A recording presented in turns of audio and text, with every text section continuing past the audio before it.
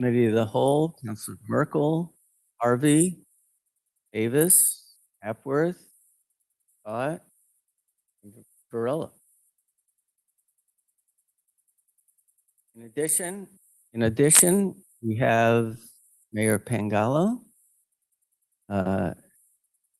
Chief Miller and Captain Burke from the Police Department, Chief Diane from the Fire Department, Health Agent Greenbaum, Building Commissioner Afanos, City Solicitor Bernard, DPS Director Joden, and 2 representatives from LifeBridge.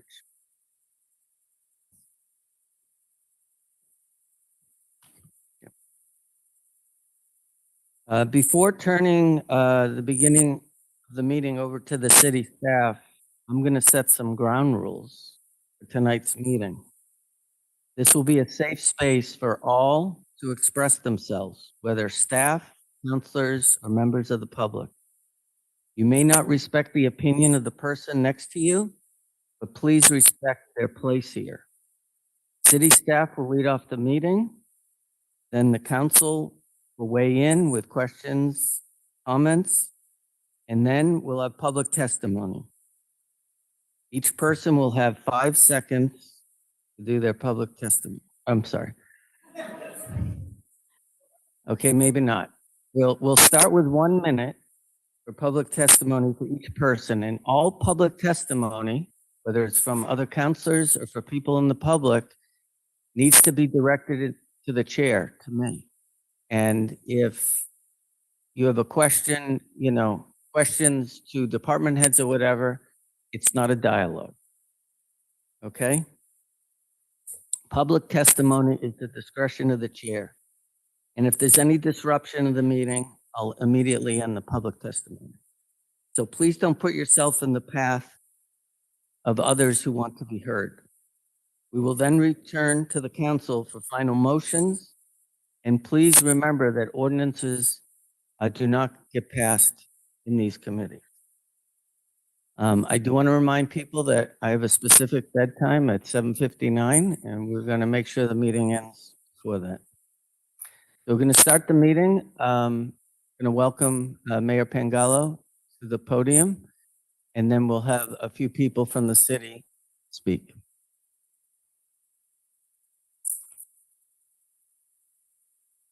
Thank you very much. So I'll offer a brief overview of the proposal and then turn it over to some of the city staff to fill in some details. The draft ordinance that's before the council would prohibit the act of camping on public property during periods of time when shelter is not available. During times when no shelter is available, camping would continue to be permitted, though regulated to ensure health and safety standards are met.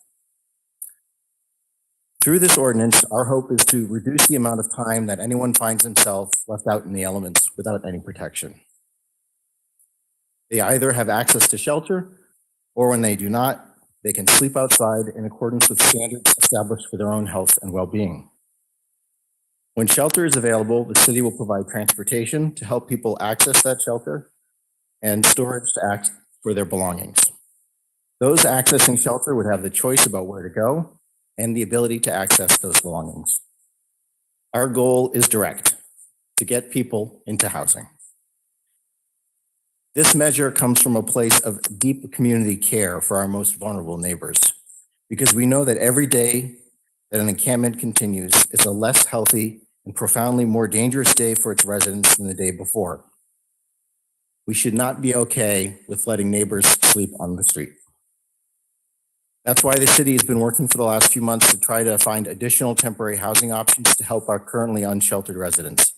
And we believe that some options will be ready to open very shortly. To be clear, Salem and our residents are not alone in experiencing this crisis, but we have a responsibility to act to address it here. If we have the capacity to put a roof over someone's head, we shouldn't hold ourselves to such a low bar that we're willing to set that opportunity aside and just be okay with them living unsheltered. Outreach work to Salem's unsheltered homeless residents takes place on a nearly daily basis by the city and our community impact unit, by nonprofit agencies and partners, and by community-based organizations, all equally motivated by a shared compassion for our neighbors. And while successes have been achieved through those efforts, the work is extremely challenging and more needs to be done. Because everyone in Salem deserves a roof over their head, and a tent is not a roof. For those living in these conditions, every day that it persists is a step backwards. There will always be a health concern when people live outside. A review conducted in 2023 by the American Journal of Preventive Medicine was conclusive. The quote from the findings: unsheltered populations experience higher rates of chronic disease, serious mental illness, and substance abuse than sheltered populations. None of the studies in that 2023 review found that unsheltered homeless individuals had better health than sheltered homeless individuals. Mortality was as much as 4 times higher. Days of hospitalization for illness were also 4 times higher. They additionally found that substance use increased with the duration of unsheltered homelessness. Again, every day of unsheltered homelessness is a step backwards. In addition, access to healthcare services and supportive programs are undeniably more consistent and available in a sheltered setting. To quote from a Policy Lab brief, access to shelter and housing will save lives. In the short term, shelter minimizes exposure to the elements. Over the long term, permanent housing stabilizes people and allows them to consistently participate in medical treatment. Our goal in Salem is to help move our unsheltered homeless neighbors into a condition of sheltered homelessness as a start, and from there, as possible, into more and more stable conditions of housing. There's also an important legal context. Recent federal court rulings have found that camping on public property when there is not available shelter space is a constitutionally protected activity under the 8th Amendment. The United States Supreme Court is now considering a case challenging this, and they may rule on it as soon as this spring. Should the court find that it is not a constitutionally protected act, cities and towns would have legal grounds to remove campsites, whether or not shelter capacity exists locally. Having an ordinance setting our own local standards in place, requiring the offer of shelter and the storage of personal belongings, would provide our community with a measure of protection against that possibility.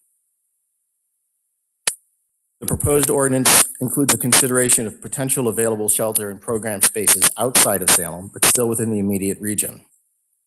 This has been included because our community may currently lack a specialized type of supportive housing or a specific program that one individual may require, but that program may be available nearby.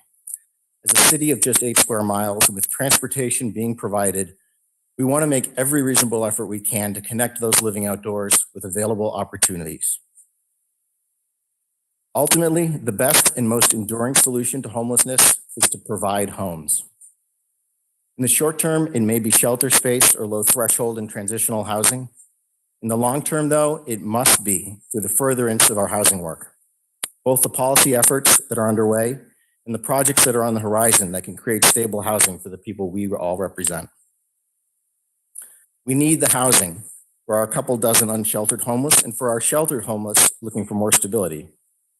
For the 360 homeless residents, including 203 infants and kids now in our family shelter in Salem. For our older residents who have lived here all their lives and want to downsize and age in place, for growing families, new arrivals that want to put down roots and call Salem home, for the workers who power our economy, for everyone. And we can't do it alone. We need the state to act on the Affordable Homes Act and the funding that it will invest in the homelessness support and the creation of housing at every level. We need Congress to cut the red tape from work authorizations and pass a budget that substantially increases access to housing choice vouchers and funds for CDBG, home, and other essential housing programs. In short, we need our state and federal government to step up to help address both the root causes and the responses to homelessness. None of that absolves us of responsibility for local action, though. The efforts underway to reform SRO zoning, for example, could help enable the creation of additional low-threshold housing. This is also a supply issue. Massachusetts is permitting 2.5 units of housing per 1,000 residents. That's the 9th lowest pace in the nation and half of the national average. And if Salem were a state, we'd be second to last, with just 1.1 units of housing permitted for every 1,000 residents. This doesn't mean build anything anywhere, but it does mean build something. The larger systemic issues that we're facing, the legacy of decades of disinvestment in housing, behavioral and mental health services, workforce development, and substance use programs at every level of government, until those are addressed appropriately, this is the work we can do. We may not eliminate homelessness in Salem entirely, but we can work together to make homelessness in Salem rare and brief. I look forward to hearing all of the constructive input tonight and going forward into the future, as this policy and others intended to help address homelessness and housing in Salem continue to be developed. Thank you. Thank you, Mayor. Solicitor Renard, would you like to go next?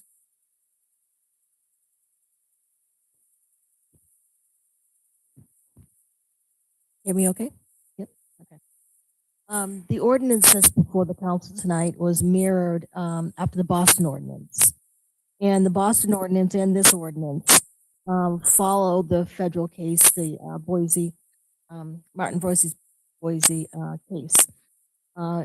Also in Massachusetts in 2022, our own Attorney General, using the Martin case, disapproved a town bylaw in Situate on anti-camping. So taking all that into consideration, we followed the Martin case, and this ordinance does, as the mayor has said, does prohibit camping on public property, but only when there are beds available, suitable beds available. We will, according to this ordinance, have to provide a daily list. We're talking about where that's going to live, probably on our website, of where spaces are available. We will, when we have an opportunity where people are going to have to be on the street because all the beds are filled, we are going to work amongst our departments to make sure that there are time, place, and manner restrictions that protect people's public health. We are, when we offer shelter, we are going to take a time to make sure that those persons know what the steps are, where their belongings can go, and what the timing of that movement will have to be. So we're going to be patient in that and talk to the chief about it quite a bit. And there'll be a lot of education involved. And that's something that we are working on. We've got a draft policy for storage already in place. And that's something that the chief is taking on. We will have notice provisions, notices posted and delivered in multiple languages, working on that now. So this is something that we will work as a team if this ordinance is passed to make sure that persons' rights are protected. We do the best that we can to get them into safe. Thank you, Beth. Chief Miller? Police Chief Miller, sorry.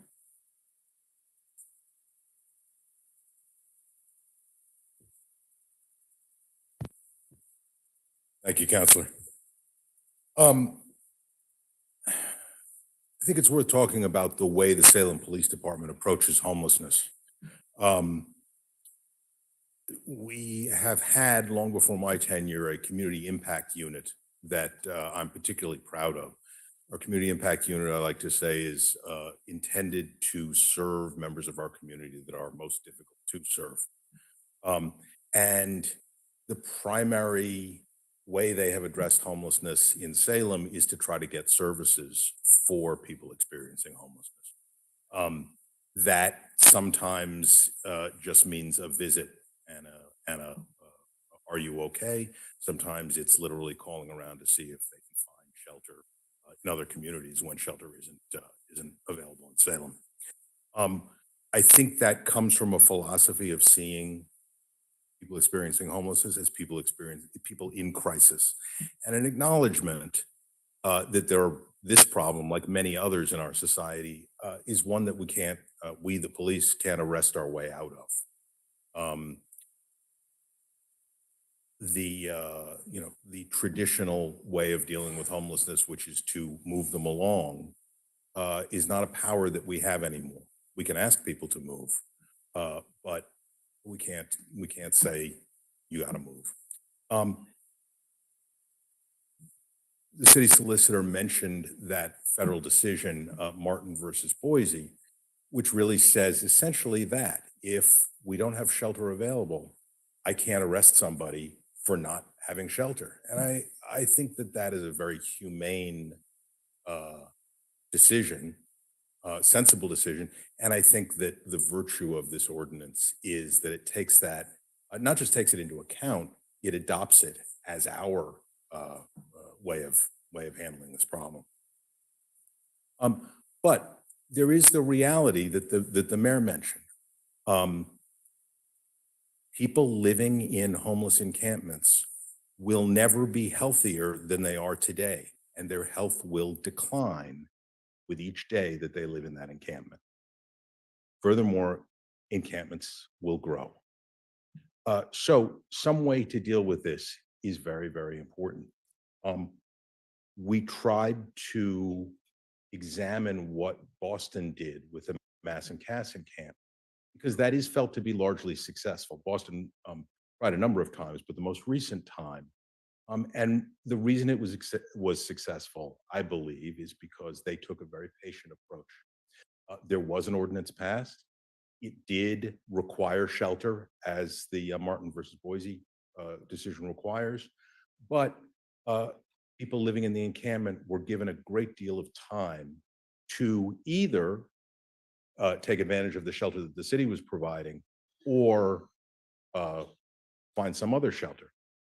So we will continue to try to find more permanent shelter than the low barrier threshold that we're attempting to create. But the ordinance is necessary in order to move this process along. I think, and I've spoken to the Boston Police Commissioner about this, the most compelling statistic of success about the plan in Boston was nobody had to be moved along. By the time the period was up where they had given people the length of time they'd given people, everybody was gone by the last day. Obviously, that doesn't solve homelessness in a large sense, right? But some of those people really did move to more permanent shelter, and some of them are simply indoors.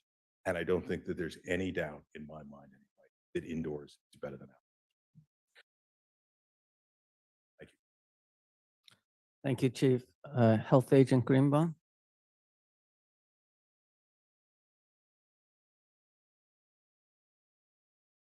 Thank you, Counselor. I do agree with the mayor and the chief that indoors is better than outdoors. I believe through this entire process, the health department has primarily tried to work with the residents at the encampment, providing them services, reaching out to them with, in conjunction with the CIU to provide them outreach and get them into treatment if necessary, or give them services and provide them the services that they need. But I do think that I would be remiss if I didn't point out that since the encampment sprung up over on the river there, the conditions have deteriorated over the last 6 months or so. We've seen a significant increase in trash, which we have worked with the city DPW to remove regularly so that the trash isn't piling up. We have recently seen an increase in rodent activity. So there's been some concerns from a public health standpoint, which we've largely tried to be hands off on and not be an enforcement agent over, so that we are, respecting the rights of the residents at the camp. But I do agree that I think inside is better than outside. And at this point, I think the ordinance that is being proposed is most likely the best course of action. Thank you. Thank you. Mr. Etheridge?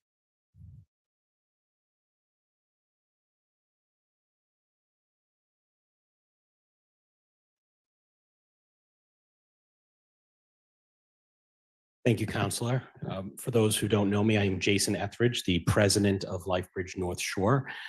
For those who don't know what that is the homeless shelter that exists here in Salem, a 50-bed shelter, co-ed, for just about anyone who needs a place to stay. I'll be honest, one of the reasons we have people living outside is because there is not enough shelter space available for the people we have chosen to serve. We have been very active in working with the folks in the encampments. They're many of the people we know who have been with us over time. We have 3 outreach workers who go into the encampment almost daily and have created some amazing relationships with the individuals. I'm sort of, I don't want to use the word excited, but as of today, we have identified more than 20 individuals who are in the encampment who would be willing to come inside if there was another option. And that kind of outreach has been happening for at least the last 6 months. And we have been ratcheting that up as we talk more about this ordinance.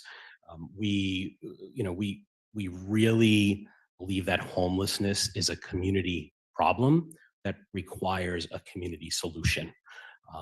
We feel strongly that this ordinance could be part of that solution, but there's a lot more to do. And there's going to be a lot more work to make sure that we're successful in this endeavor. LifeBridge is willing to be part of that process and has been from the beginning, and we appreciate that because we are dedicated to serving these folks. And I think that, as of right now, there are a lot of people who are looking for more services. And it's good to see that the community is ready to give some of those services to the people who want them. So thank you for your time. Thank you. Now we're going to move to phase 2. I appreciate all the department heads and LifeBridge for hanging in there. In the event that counselors have questions or comments for them. So right now we're going to open it up to the council. I don't imagine anyone has anything to say. No? So, Councilor Merkel.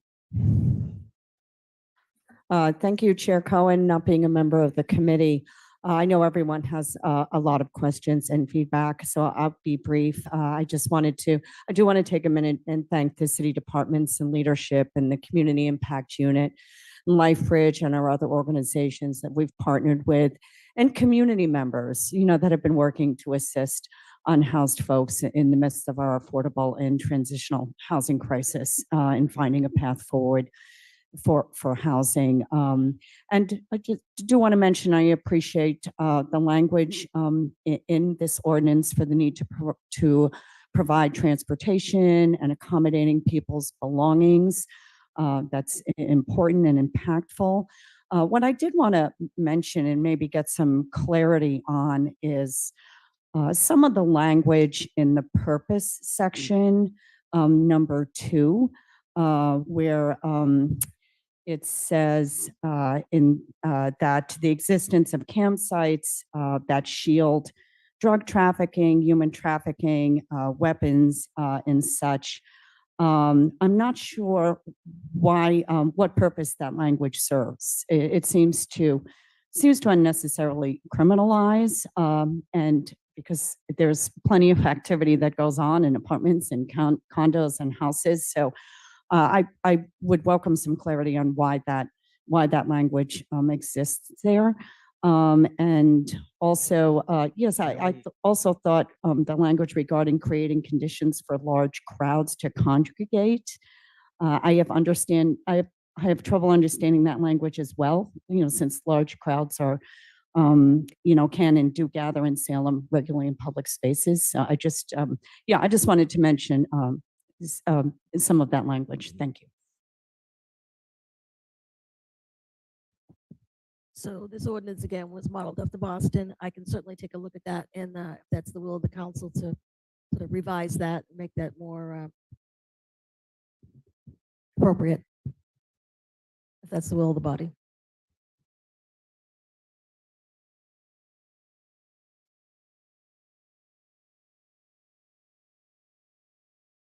Councilor Davis. Thank you, Chair Cohen. Not being a member of the committee, I have a lot of deep concerns about this ordinance. One of them in particular, I would love some clarity around is the 15-mile radius. I think that when we're talking about communities as far as Quincy, Somerville, Haverhill, Gloucester, and using potential shelter space that might be available in those communities as a justification for, forcibly removing people from our community, which in and of itself could have some serious implications that are concerning. We could be potentially removing people from a community where they have a network of family, friends, resources, relationships with local organizations. They know how to navigate our local transportation systems, and then bringing them to a community, again, very far away, where they'd be essentially starting from scratch. So would love some clarity around that, how that radius was come to. Mayor? Thanks. I think that that's, as I mentioned in my remarks, really what we're trying to accomplish is, the city of Salem is a smaller city that doesn't necessarily have within our boundaries access to all the this types of services and housing that may be able to serve everybody that's here right now. And the goal is to try to increase the ability to access those kinds of services. So I think the distance is something that maybe that we could certainly have a conversation about. The reality is that when you tell the city of Boston it has to be within their jurisdiction, it's very easy for them to accomplish that given the geographic size of the city and the number of services that are available there. When you tell the city of Salem that that's the requirement, it becomes a bit more of a challenge. And because this is really a regional crisis, then a lot of these services may be in surrounding communities. I think we want to have the ability to say, there's a program that's going to work really well for you. It's in Lynn, it's somewhere else, it's in Peabody, it's in Beverly. I think the distance is something we can certainly have a conversation about, but I think the goal is not to constrain ourselves based on the arbitrariness of the city border. Councillor Hepworth and then Councillor Jerusalem. Thank you, Mr. Chair. Just want to, first of all, just agree with Councillor Merkel on that language there. I think it would be very easy to remove the criminalizing language in there. The goal of the ordinance is very clear, and I think we could probably make that more succinct in there. Also, Councillor Davis's concerns about the distance, I think, is a valid concern. I think 10 miles gets us to surrounding communities without going out to, say, Lawrence or wherever. I think 10 miles to me sounds more reasonable. I would like to keep the list that's updated. I'd like to clarify 15 miles within that list inside the ordinance, just because depending on the individual, there may be services available in other communities that we want to make them ensure they're aware of. Some questions that I have on this: the notification to various nonprofits. I'm not sure which nonprofits are these. How are we ensuring that different groups have access to this information? Will they post it publicly? I'm not sure if anyone has an understanding of that, how that list will be made available to the public. So the mayor and I talked about that this afternoon. We are envisioning posting that on the city's website and getting links to, so those who want to check it will be able to check it on a daily basis. Okay, so that'll be updated daily on the city's website is the intention? That's the plan, yes. Okay. The other question I had was around eligible property. Who is going to determine what is eligible property, what's significant, what's not significant? I know even within my own family, there are differences of opinion about what is significant property and what. So I think that is something specifically if we're dealing with folks that have mental health challenges, what may seem insignificant to one person is significant to somebody else. Just want to have some more understanding about who determines that and what that looks like.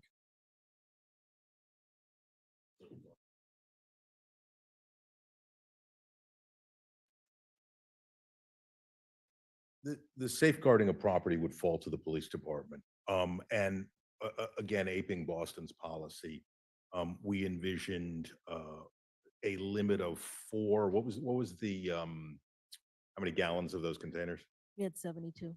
4 72-gallon containers would be the limit. The idea is to accommodate all of somebody's property, but put certain limits on it involving furniture that's simply impractical or possibly water damaged, infested properties. So there would be limits on what could be reasonably held, but the quantity is pretty large. Do we determine where that will be held? Is that, I don't believe that's spelled out in the ordinance, but as far as like ensuring that it's not, Well, we are still going back and forth between a standalone storage facility or renting some commercial space. thank you. Let's see if I have any other questions on here. I think I'm okay. Thank you, Counselor.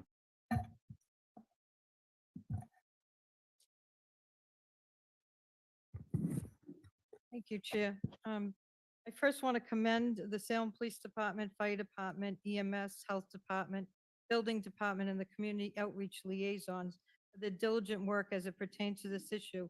But without the backing and needed tools from the city, they have only been able to put a Band-Aid on this community crisis. And it's not only a homeless crisis, it's a drug crisis. So we definitely need to address this. I just had one question on when there isn't shelter available. I'm not sure if you asked this already, Councilor Hapworth. What designated spot in the city have they come up with? Is there going to be a certain designated spot where they can camp? Or is it just anywhere?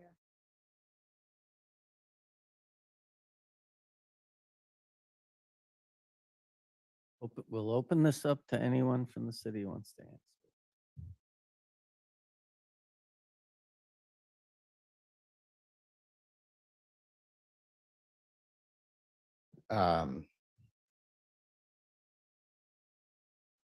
So in the language in the ordinance, it does not specify, you're asking about like a sanctioned camping location and like that. It doesn't specify a sanctioned camping site. So that's not something that's spelled out here and not being proposed in it.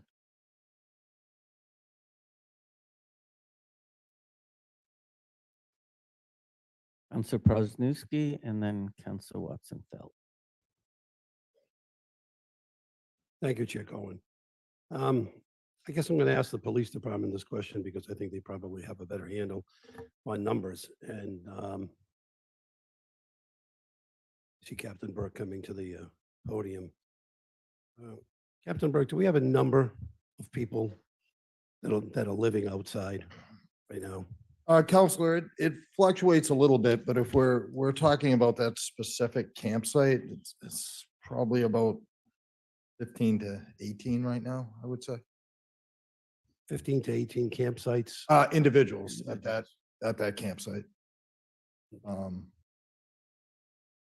Okay, the new facility that we're looking at, do we have an idea of how many individuals can be housed at this new facility?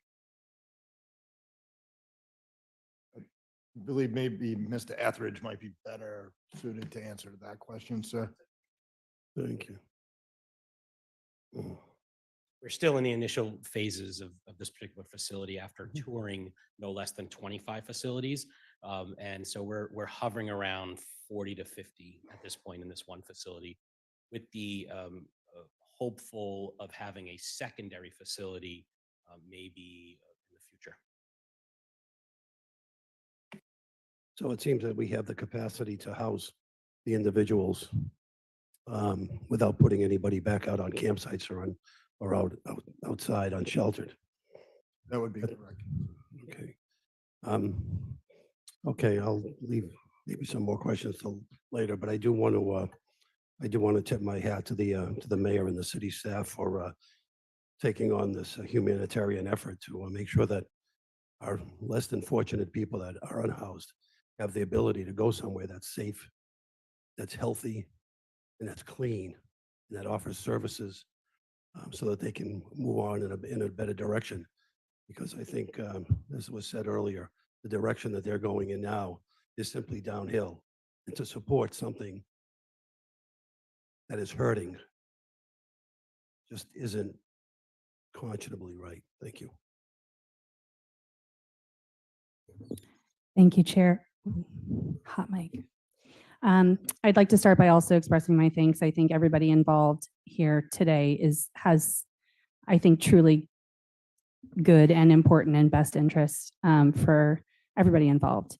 And I think that that has to be said because I know that this is a really difficult conversation and a really difficult struggle and matter that that is before us tonight. And I think that at least at a very minimum, I feel confident that a lot of great care and time and attention was put into this with good intent.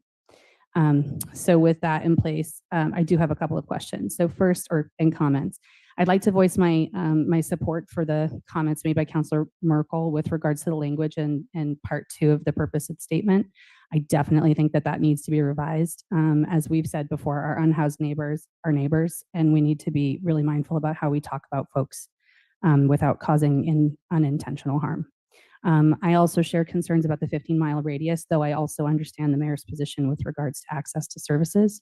So I'd like to suggest that if we continue to talk through this radius mileage from the city borders, that we also include a requirement for public access to public transit. I think especially if we are keeping people's personal property in Salem, but helping to find shelter for them in other towns, they have to be able to access their stuff. So figuring out some requirement around public transportation, I think, is an important part of the radius conversation. I have questions just with regards to how the number of available beds on a daily basis within that radius actually sort of works out mathematically. Multiple different shelters have varied, as I understand it, and it's relatively limited understanding when it comes to shelters outside of Salem and what their rules and guidelines are. But if we have a shelter in the radius that has a requirement that everybody empty their bed every day, or if it's in other way a temporary shelter, do those bed numbers get added to our list, knowing that those folks that slept in them that last night are seeking that same bed again in the same day? And so do we end up sort of having a mathematical problem there? Are we taking into account, therefore, when we create these lists, exactly what the rules and regulations are of those shelters and those temporary bed spaces within the space? Sorry, Chair. Let's see if we can get someone up to answer. Oh, you don't want me to ask all 40 of my questions? All right, thanks. So we are going to work, Jason's coming up. Let him go. Right. It's something we'll have to work through. I can envision, hopefully at some point, as LifeBridge being a provider within this area, potentially putting a number of beds aside for such instances where we could maybe keep them open if someone was to present as or in an encampment. Make sure that number on the website is accurate and those beds aren't filled by someone else who might be requesting a bed. So I guess what I'm saying is it would take a lot of coordination between providers and the city and making sure that this list is accurate. I think as it pertains to LifeBridge, that's something we could manage with the community and the city. And I think with our work with our neighboring providers, we could probably do the same, but it will take a little work. Thank you. While you're actually, Jason, thank you. I know you don't got it. So speaking of rules and regulations, so with regards to shelter beds being available in the radius as well, are we ensuring that it's clear where those shelters require sobriety? I am unaware of any dry shelters in Massachusetts, Commonwealth, by Joe, former DHCD. You are not to be a dry shelter. A barrier to service cannot be someone who's in active addiction or someone who's actively using. That is a big misconception, even at LifeBridge, that's a criteria for entry. It is not. So I would imagine any partner we're working with, unless it's a privately funded organization, that wouldn't be a barrier I would be concerned about. And so this temporary shelter location we're talking about opening in Salem would also allow for folks who are potentially currently using? Yeah, the intent is to create an environment that would not on its face be a barrier for the people we're trying to serve. And that would mean a shelter that is a little different than the one we are running on 56 Market Street. Lower threshold, lower barrier, different expectations, different agreements. So the answer is yes. Same question extends to those with animals and those in partnered Yeah, relationships. there's in the current the vision at the moment, this iteration of this auxiliary site, it would be come as you are. And couples, that's not a barrier to service. Animals would not be a barrier to service within reason. Unlike maybe a different shelter that is funded differently, that would prevent some of those things from happening. The sites we're looking at would not have those barriers. So the listed sites on a day-to-day basis would not include any restrictions around the areas that, I can't speak for partner agencies or any other organization that would, every shelter is going to have a set of rules. Yeah. I can speak to the potential auxiliary site versus current Life Bridge, and that's about it. so then in addition to my request that we consider public transportation as part of the radius, I would like to require that the list also include a link to regulations at those local sites. And then a point of clarification on the 4 by 72 gallon buckets, that is per person. Thank you, Chief. I have a few other thoughts, but I think we'll open it. Thanks.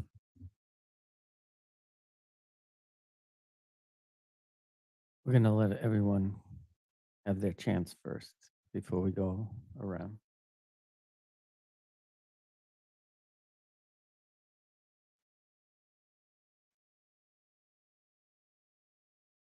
Just one more?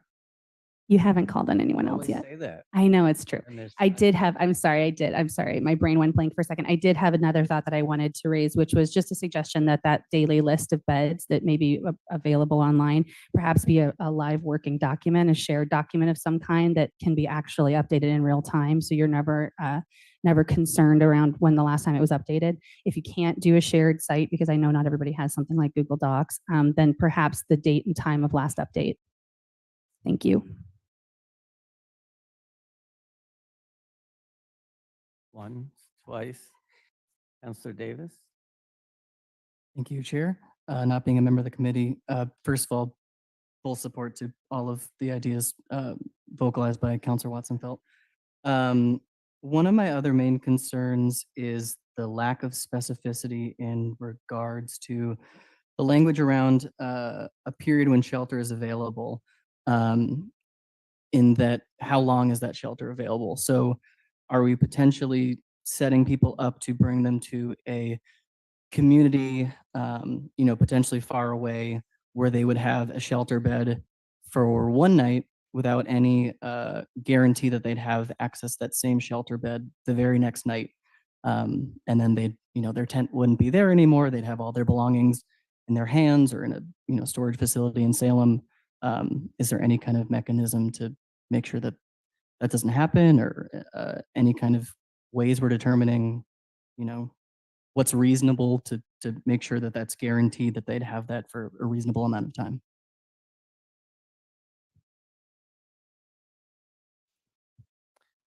Mr. Etheridge. Council, it's a great question. I think it's a much more of a logistical question, right? And I am unaware of at the moment, and because it's hard for me to speak for partner agencies who run shelters. Many of the shelters are not night-by-night shelters. I know LifeBridge is not, for example. Any potential auxiliary site will not be either. It's really come as you are and stay as long as you need to get to where you have to go. So I'm concerned less about that maybe in this community. Outside in that radius, we can't speak for them. But just off the top of my head, I am unaware of the sort of what I would call old school lineup shelters. I don't see many of those. So again, valid point. I think the answer is we'll have to be sensitive to that as we build this out.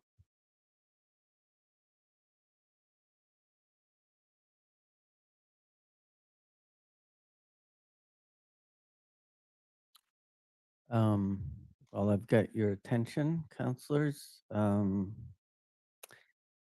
There's 5 of us on the committee, and 4 of you can make motions. So is there any specific language that you wanted to suggest now? Like deleting a phrase? Yeah. Want to do public comment? Okay.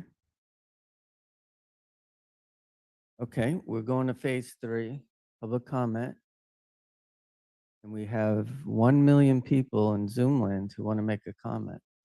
We're going to start with people in the room. So everyone line up alphabetically. So we're going to do it this way. Everyone will get a minute. And we're going to start, if it's okay with the public, we will start with this side of the room and we'll go around.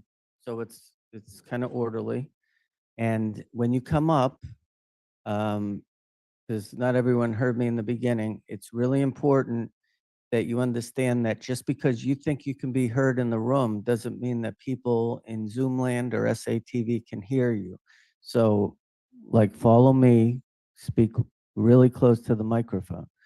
And if you do feel that you want to say your name and address, that's up to you, okay? And we're going to do a minute. So we'll start on this side of the room.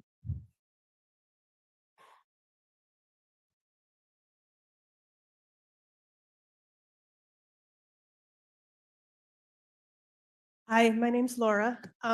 Obviously, there's a lot to unpack here. I'm really glad I came and you guys have been so helpful explaining everything. But just something I kind of had a thought about. We talk about this list that's going to be updated on the internet. I would imagine that unhoused people might not have ready access to the internet. So is there a way to ensure that list is available to them if they don't have that?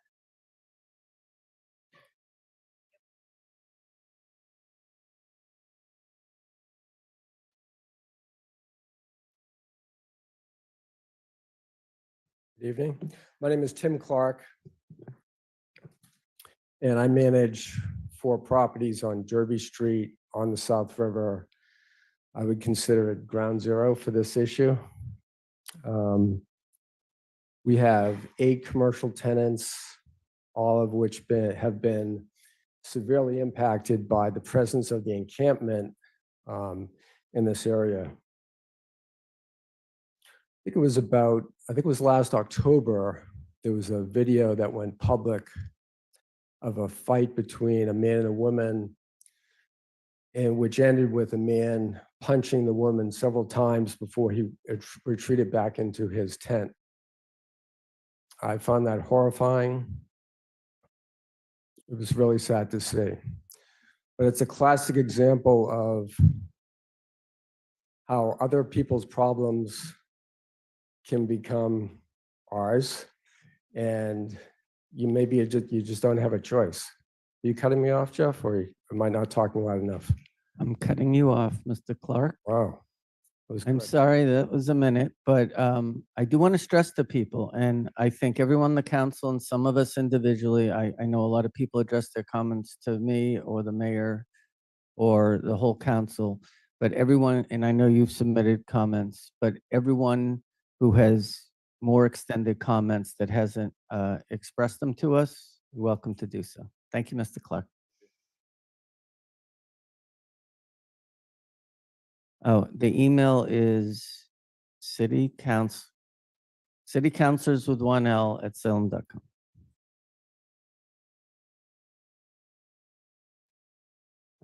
Good morning or good evening. Wow. Got a little anxious here. My first time talking in front of the city council. My name is Emmy Liu, and I'm a legal services attorney. I live here in Salem. The people I serve live in other communities. But I think, a lot of the issues that we see happening in the camps are actually happening in a lot of our communities, and we pick up on them because they are out in the public in the camps.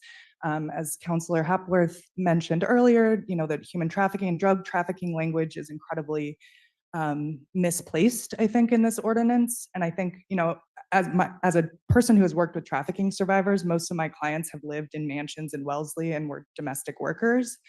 So I think there's misunderstandings about certain aspects of the community, and I would urge the council as a whole to consider substance use disorder as a disability instead of a drug problem. And that's probably close to a minute. So thank you. Thank you.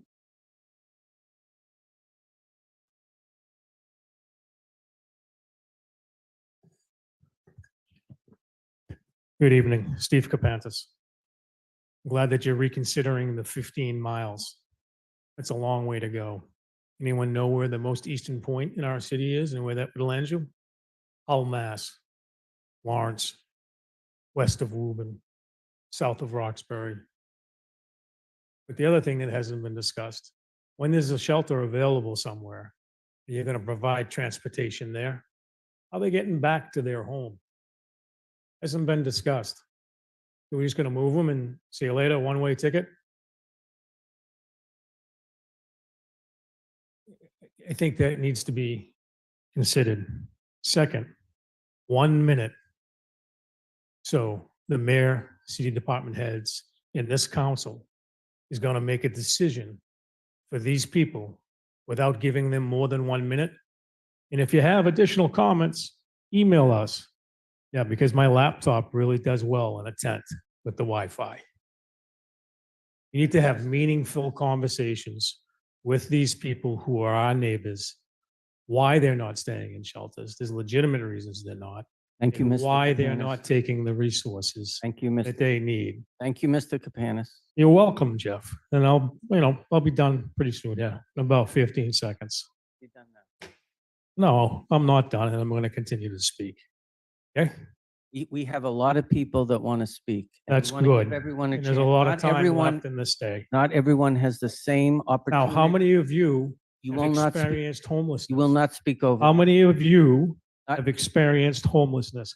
How many of you had to crawl into a container to get a blanket to stay warm? How many Make a of motion you to go into have recess? gone? 5-minute recess. How many have gone? Everyone, With- 5-minute recess. Thank you.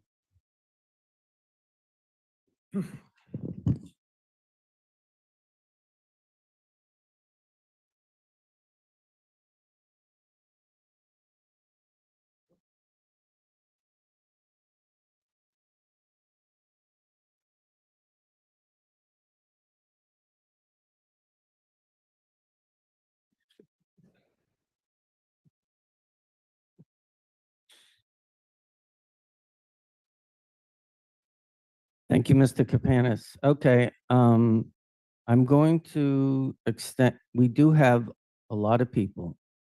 I'm assuming that most everyone in this room and in the hallway want to make comments, and we have about 80 people in Zoom. So I'm going to extend it to 1.5 minutes. The public comment is at my discretion. I'm going to ask people not to speak over me when I'm talking. I want everyone to be heard. And we've received a lot of public testimony through email, and I am aware that not everyone is capable of doing that, but we really want to hear from as many people as possible. So from this point on, we'll give everyone 90 seconds, and next person up. Thank you. Oh, sorry. I'd like to start, at the risk of my words being dismissed as emotional, by stating my abhorrence at this new, clearly targeted anti-camping legislation that has been tossed to the Public Health, Safety, and Environment Committee this evening. My name is Adam Nunez, and I'm a lifelong resident of Salem. The only time I've ever even left Salem is to go to school for journalism in Boston, where I currently live. I was tasked with a school project of doing a story over spring break while at home. The school project culminated in an article I was able to write yesterday for the Daily Item that, among other things, shows that today, as we speak, at least half of the South River encampment that this ordinance is targeted to remove is expected to be gone, regardless of the decision made here tonight. Real people, like me and you, who are homeless, living in tents along the grass, were evicted today. Where are they supposed to go? As we all know, Lifebridge is nearly, if not always, at capacity. Despite Mayor Pangalo's quite frankly embarrassingly hollow usage of the words housing first upon his election, the shelter, along with the city's housing authority, both still practice the diametrically opposed staircase model that requires services before housing, as opposed to actual housing first, housing and then services. While no shelter in Massachusetts may technically not be dry shelters, despite the president's claims, Lifebridge themselves does have a barrier for sobriety, as is corroborated by Salem's unhoused themselves. As this ordinance seeks to remove what will be left of the encampment that exists solely due to the city's failure to address homelessness, I hope to offer some perspectives that I do think have been left out of the conversation surrounding this amendment to Article 24, which I vehemently oppose. Many in Salem have said this bill will be similar to Mayor Wu's anti-camping ordinance in Boston. Though touted as what Chief Miller said this evening as a widely successful, As has been reported by GBH's Tory Bedford since the Boston Ordinance was instituted in November, the ordinance has led to mass displacement of homeless people in Boston with nowhere to go. In a similar tune to Salem, despite Boston's officials promising a humanitarian response to the tents and no arrests, Bedford reported on multiple arrests during the sweeps of mass and gas, all of them ending up in Nashua Street holding cells, quote, instead of booking them at district police stations, unquote. What Boston did and is doing, whether it meant to or not, is criminalizing homelessness with their ordinance. There has been much talk of public safety, some of the talk even being around for people in the tents themselves. It is claimed that the tent encampment is a haven for drug overdoses. I'm sorry, I'll be done in 1 second. While empirical evidence of that is not readily available, the Journal of American Medical Association in a report last year found encampment sweeps, bans, move-along orders, and cleanups that forcibly relocate individuals away from essential services will lead to substantial increases in overdose deaths, hospitalizations, and life-threatening infections, as well as hinder access to medication for opioid use disorders. Some of the notable numbers from the study that did come out in 2023 found a 151% increase in overdose mortality, an 11% reduction in life expectancy, a 50% increase in hospitalizations, a 6% increase in serious injection-related infection mortality, and a 38% decrease in medication for opioid use disorders. Thank you very much.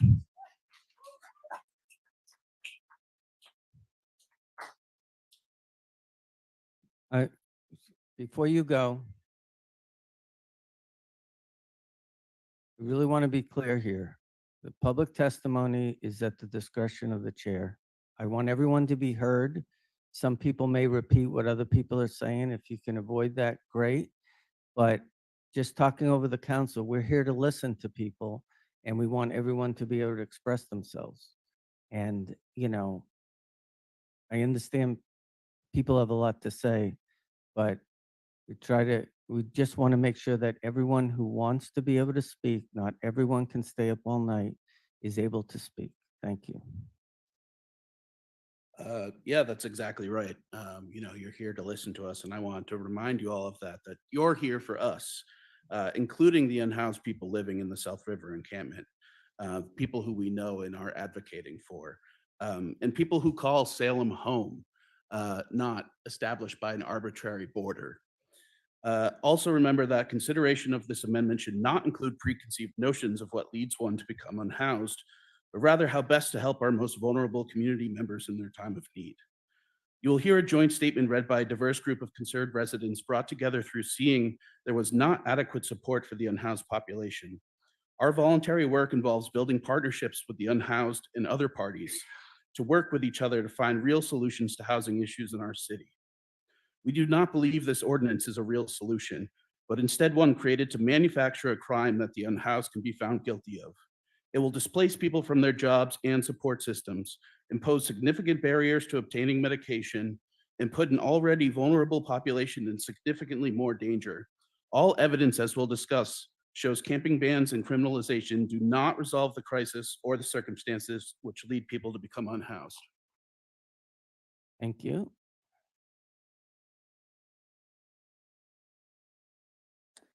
Thank you to everyone who mentioned the 15 miles, because I don't know if anyone's taken an Uber recently, but even a 10-mile Uber can be upwards of $40.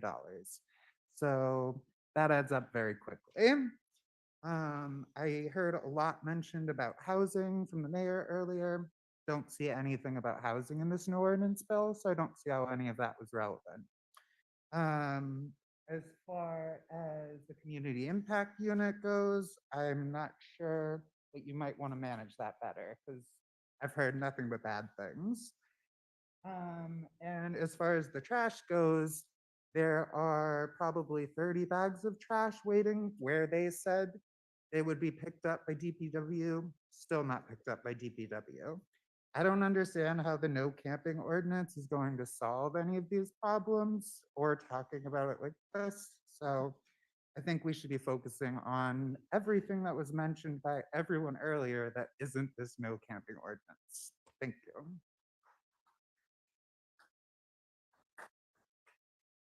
Thank you. The purpose of this ordinance is to promote public health and safety of Salem.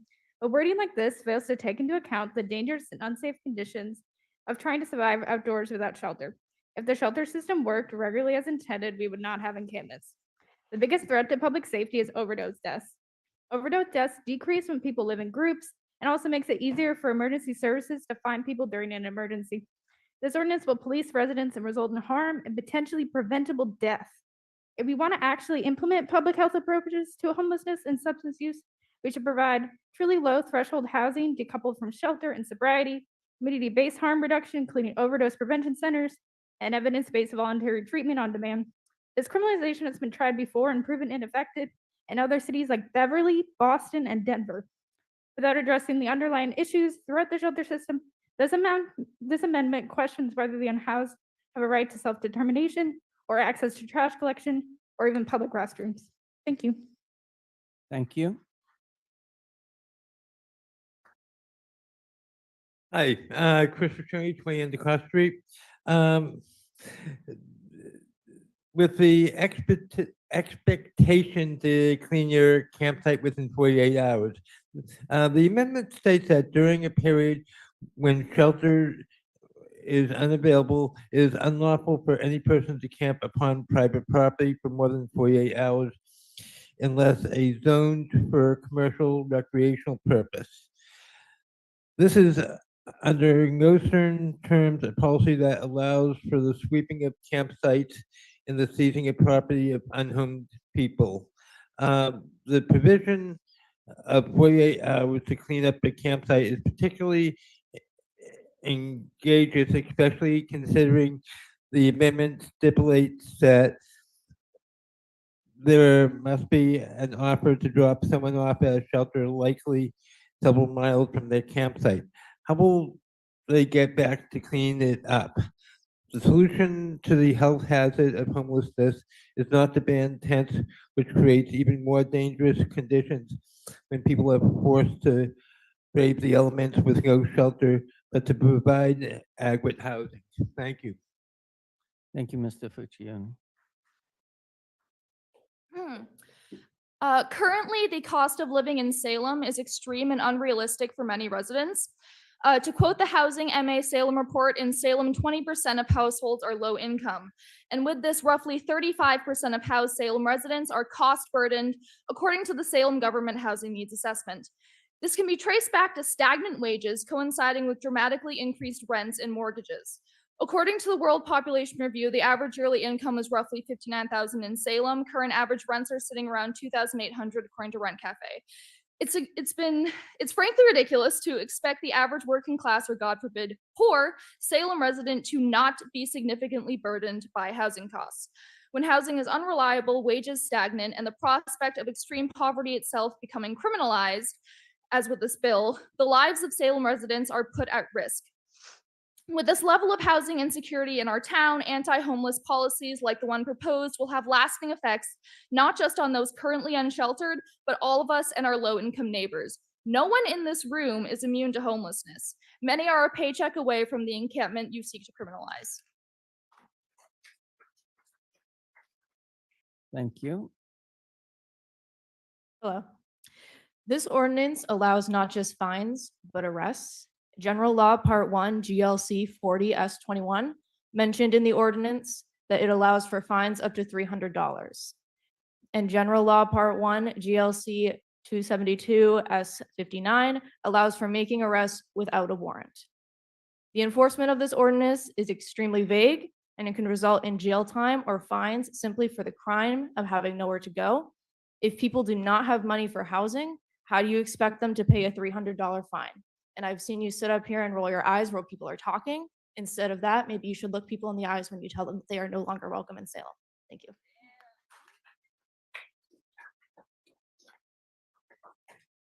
Thank you. So this amendment inaccurately frames unhoused people who are surviving outdoors as shelter resistant, when in reality, shelters are not available to them. Many shelters have policies or physical setups that exclude people who fall outside of the gender binary, who have physical disabilities, or people with substance use disorder. Other barriers to shelter include lack of stability in night-to-night shelters, mistreatment by staff, being barred without access to meaningful process, an institutional environment that has often been described by clients as similar to jail, and the offering of existing shelter here is meaningless. It is often said that people living in tents choose to be here, but it's crucial to ask what options they're made to choose between. As the shelter system consistently fails and abuses its clients, housing waitlists grow to decades long and hotels become prohibitively expensive. The choice to sleep in a tent becomes a choice between improvised shelter or death. Women unhoused in Salem as recently as last year have been asked to choose between returning to the shelter where they were sexually assaulted or sleeping outdoors in a tent. This ordinance demands that the specific people most failed by the shelter system return to it with no alternative. Until there is a safe, reasonable alternative provided, pure personal choice is never what is causing tent camping.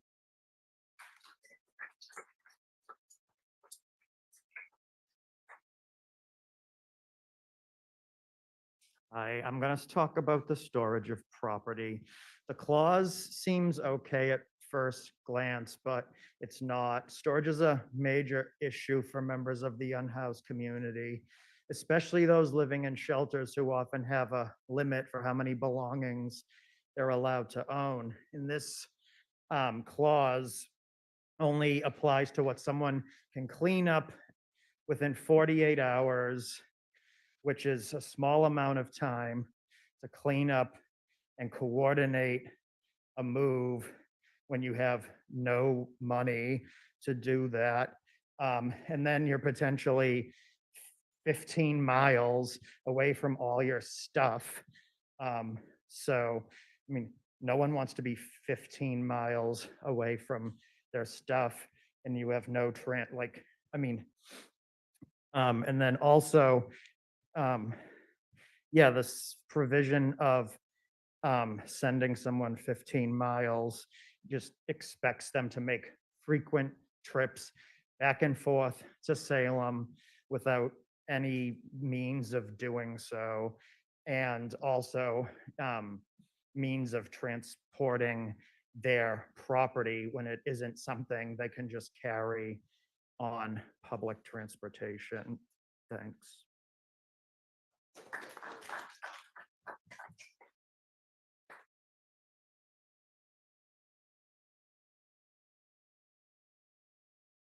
Hello. So sweeps are violent and traumatizing, and the impact of we're going to talk about the impact of sweeps on unhoused people. Encampment sweeps are violent, counterproductive, and expensive. Displacing encampments are harmful to the unhoused community. A Journal of American Medical Association study shows that sweeps have been found to lead to substantial increases in overdose deaths, hospitalizations, and life-threatening infections, as well as hinder access to medications. For opioid use disorder, along with other detrimental impacts, sweeps cause people to lose essential and valuable items that cannot always be replaced and rip people from jobs, vital records like driver's license and social security cards, life-saving medications, and long-term housing opportunities when people are displaced from their support system. We will lose contact with them and their access to essential service, and that is why I'm against this amendment to Chapter 24. Thank you.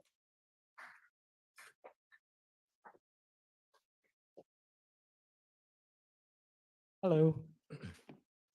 So I'm Matthew, student at Salem State. I'd just like to say that the text as it stands for this ordinance is very dangerous, extremely. Though it's couched in positive sounding language and a few beneficial policies at its core, this amendment's goal is to give the city the right to forcibly displace people who have nowhere else to go, seize their belongings, and put their lives at risk. By disallowing camping within city limits, we are saying that we would prefer to push the issue to a different town or see someone freeze unsheltered on our sidewalks.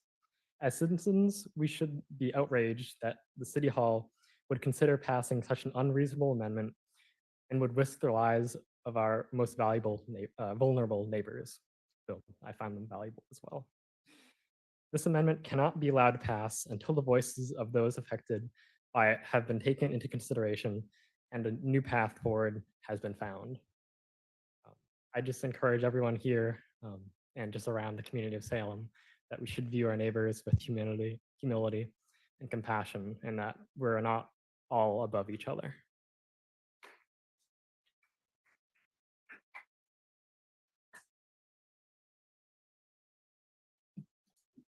Hi, Mr. Chairman, council members, thank you very much. My name is Trent Colford Sr. I'm the Director of Operations for Wendy's.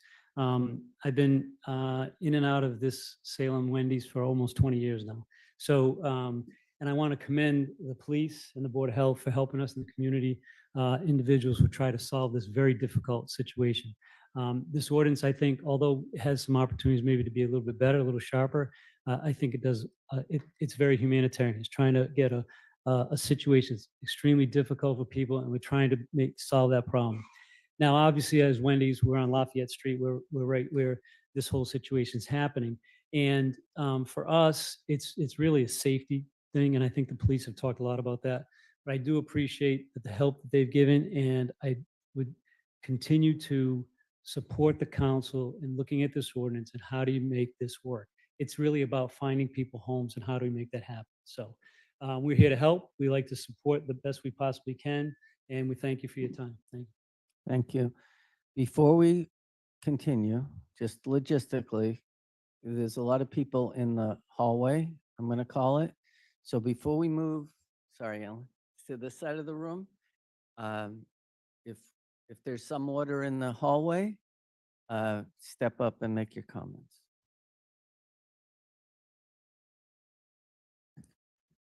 My name is Alex Hansen, and I identify as a youth with lived experience of youth homelessness. As a youth, I was in shelter for 4 months and considered housing unstable for another 6 months after being homeless. I have both seen people in power taking advantage of their own privilege and experienced people in power telling me that being homeless is unsafe in the community. But let me tell you what is the real unsafe part. A person, no matter what age or how they identify, being tired every single day because they have no safe space to be in and have no access to being in proper resources like housing, food stamps, financial aid, or even anything simple such as access to a bathroom or a place to rest. Being homeless is one of the most mentally, emotionally, and physically exhausting experiences to any human being, and can possibly any human being can go through. And not only is kicking a community out of a space they feel safe in contributing to the issue, but so is the act of decision making without having proper knowledge and treating a population like they are not welcome here, just as much as tourists are welcome. When will the population who are dealing with homelessness will be welcome with the amount of respect that tourists get? Thank you.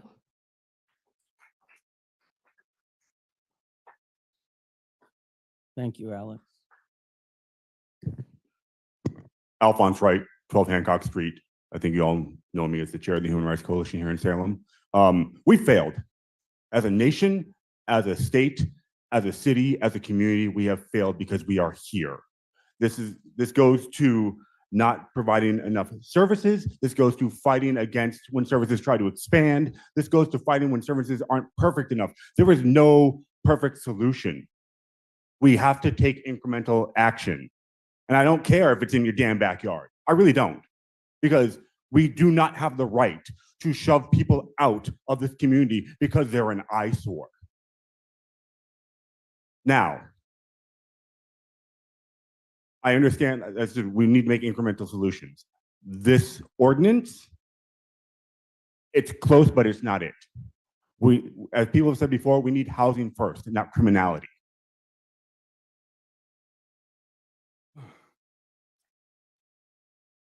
We can work on this. We can do this, but we have to do it with the right intention. Any ordinance, any law is only as good as the humanity, the compassion, and the integrity of those enforcing it. So while everyone here may have good intentions, the next cycle of counselors, the next mayor may be able to use this as an abusive tool to criminalize and punish people who are unhoused. And for the record, for those who don't know, I have been unhoused twice, so I have a bit of a stake in this. Thank you.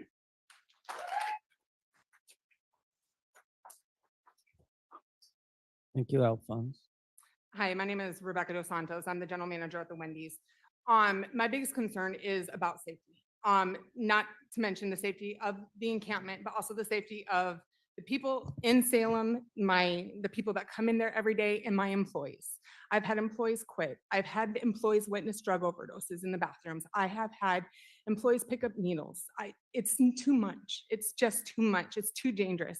And I fear a lot of times, like I won't even park in the back of my parking lot because of everything that's going on there, because of the rat population that's back there, and decided that they're also building an encampment. It's too much to deal with, the trash every single day, pulling in and seeing different things out there. It needs to be taken care of. I want them taken care of, but I want us as a community, as our employees, as everybody just to be safe.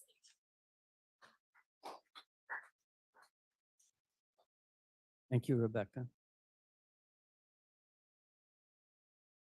Hello, everyone. My name is Dan Kupka. I don't have a prepared statement, but I can speak, I can speak due to the fact that I've been homeless before and I'm currently near homeless and staying at the generosity of friends after having been priced out of my apartment significantly back a couple of years ago.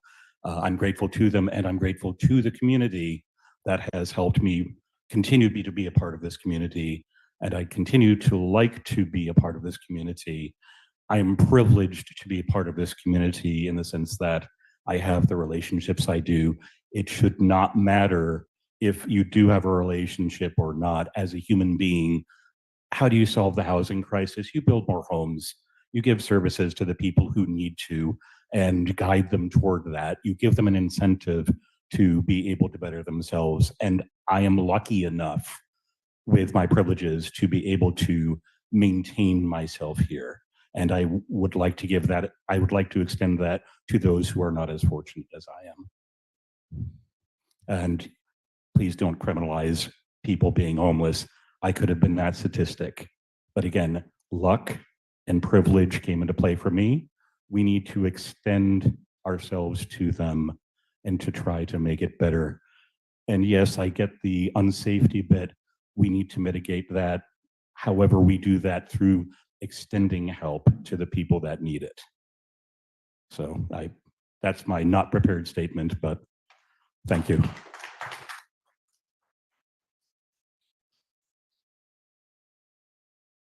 Hi.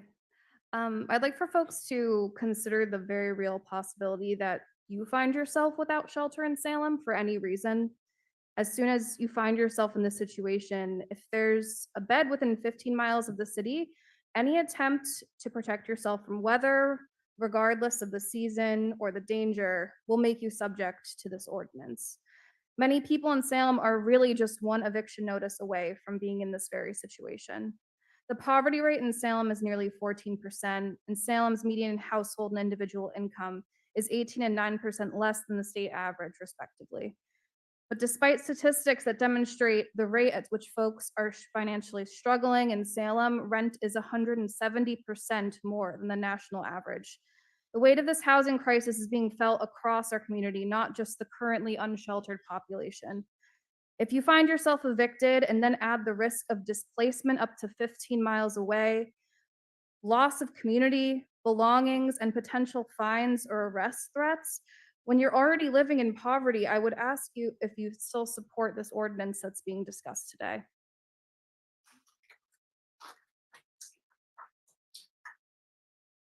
Hello, my name is Nathan. I live and work in Salem.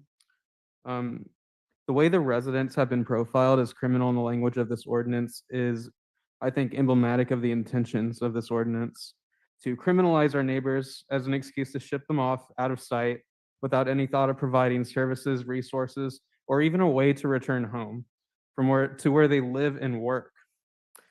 And also, if you don't want trash piling up, I suggest having the city pick up the trash like they do for every other person. I also hear a lot of flowery talk about housing people, but I don't hear any suggestions about how to permanently house people. I hear criminalization, and that is why I oppose this ordinance. Thank you.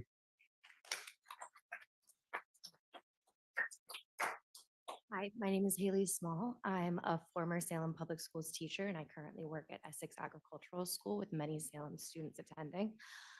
Every year that I have taught in the area, whether in Salem, Gloucester, and now in Danvers, I have had more students than I can count on both hands be homeless.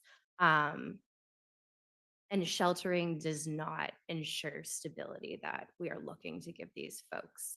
I've had a student in particular in my first year of teaching who was staying in a shelter in Salem, was forced to a shelter in Lawrence, which these folks could very well be if this passes, was then forced to a shelter in Lowell, and was then forced to a shelter in Boston. And she has currently been missing for 8 months. she still has an ordinance that is looking for her location. She is 17 years old. And I'm just wondering, if we go through with this, how many people are we accepting to also be disappeared? Thank you.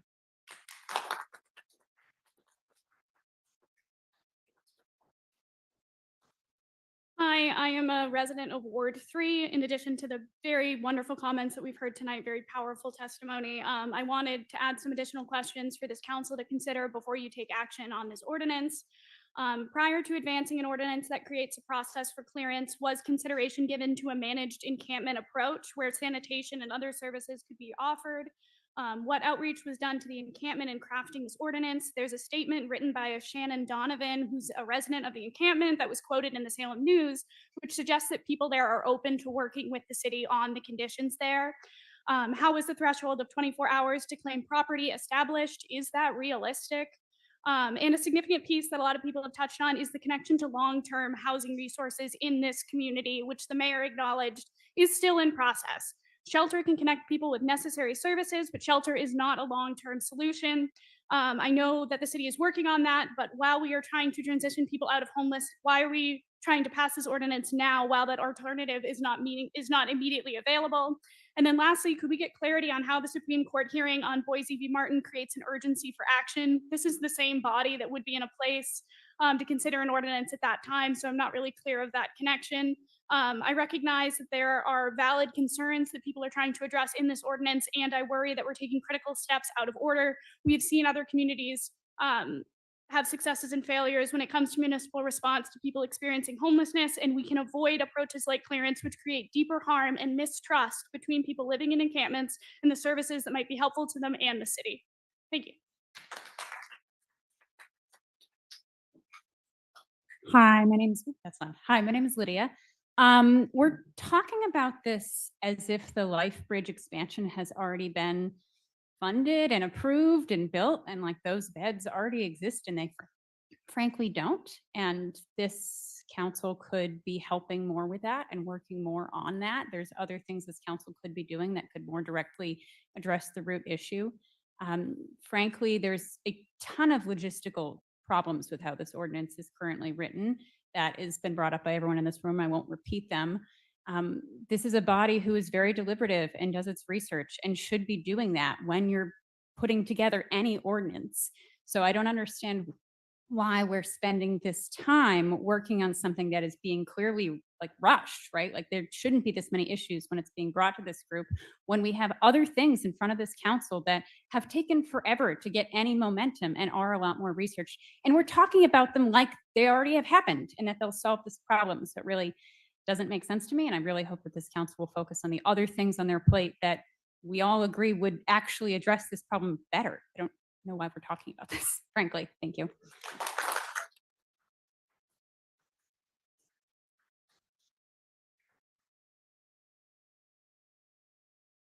Anyone else in the hallway?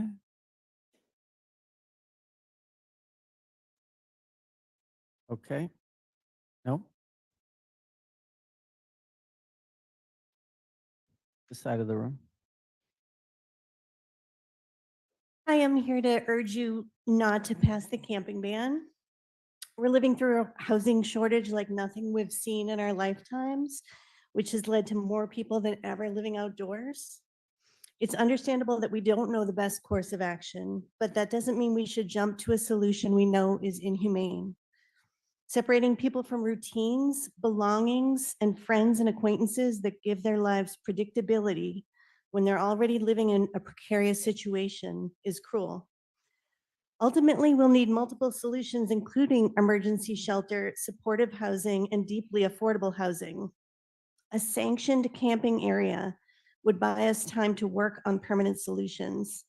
There are already mutual aid networks supporting unhoused people in Salem, and with a very limited input of basics like porta potties and trash cans, much of Salem's unhoused population could live safely with little expenditure required from the city. Please set aside the camping ban and consider a sanctioned campsite. Thank you.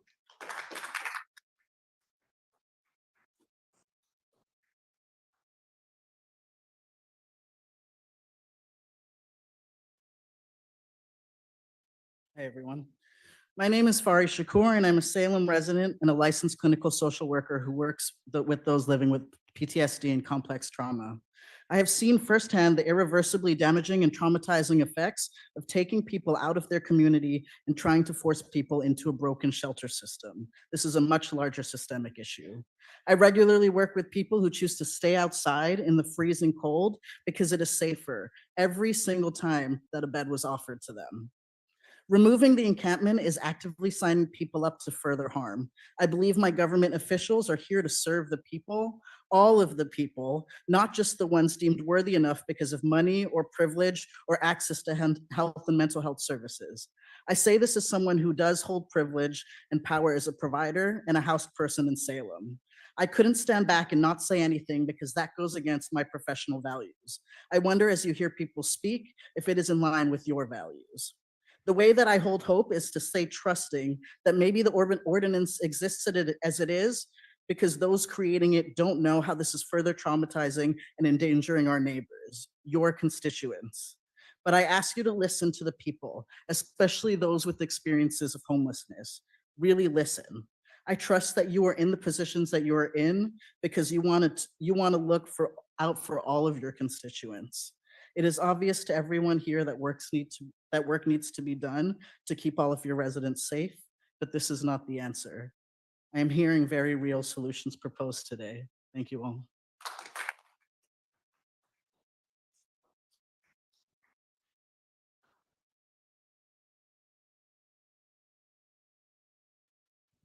Hi, my name is Annie Harris, and I live and work in Salem. And I want to, I really am speaking in support of this ordinance. I think the council's put a lot of work into it, a lot of thought into it. I think it's really good first step to try to deal with the problem. I think the city is taking many other steps as well. And it doesn't help anybody to be living outside. I think an important part of this ordinance is that it can't be enforced unless there is other housing.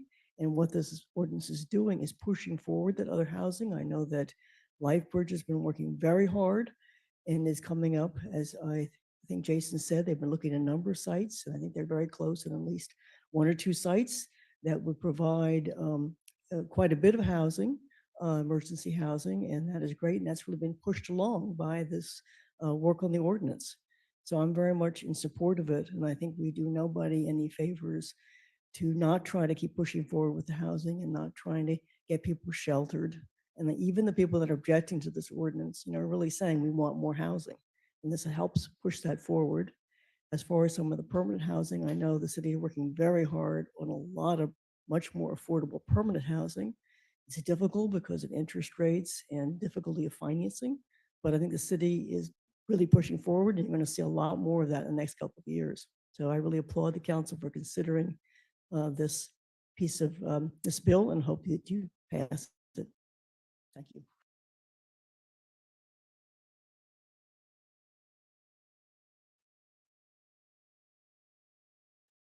Hi, I'm Andy Lipman. I'm a long-term resident of Salem, and I applaud what Mayor Pangallo and the city officials said about solving the problem of people who are living in encampments. I'm also mindful of all of the things that the people in the hall said, that it won't solve the entire problem of homelessness. But I find it refreshing and wonderful that the city council is taking a great first step towards working and providing the resources and energy to provide both roofs and services for the people in our community who most need them. And I hope that you'll follow through with both roofs and services and the support that you need to coordinate and give to these people and make sure that this and future solutions work. Thank you.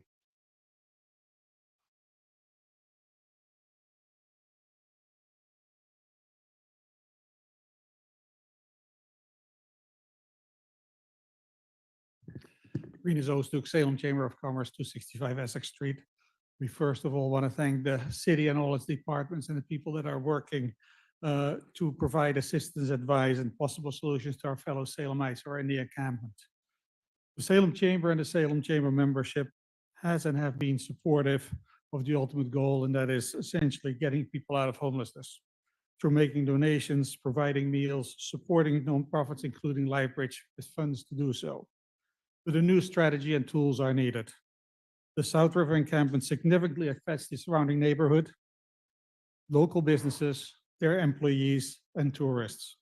The economic toll on adjacent businesses is vocalized in a meeting we organized last February, cannot be overstated. And I know that businesses don't all want to be in front of you, so I'll say a few of the comments that they gave to me. Phrases like detrimental to our business, major loss of revenue in the second half of 2023, and concerns over potential closures if the status quo persists. I want to make sure you're aware of that. Furthermore, the parks along the river and the public walkway have essentially been rendered inaccessible for both residents, including Peabody Street residents and Point residents and visitors. There is a real urgency, and we are encouraged that the City of Salem and its partners are diligently working towards crafting more appropriate shelter solutions. The passing of this ordinance, with the creation of a new temporary shelter and continued services and assistance, can lead to better outcomes and marks a pivotal step towards helping individuals emerge from homelessness. Thank you.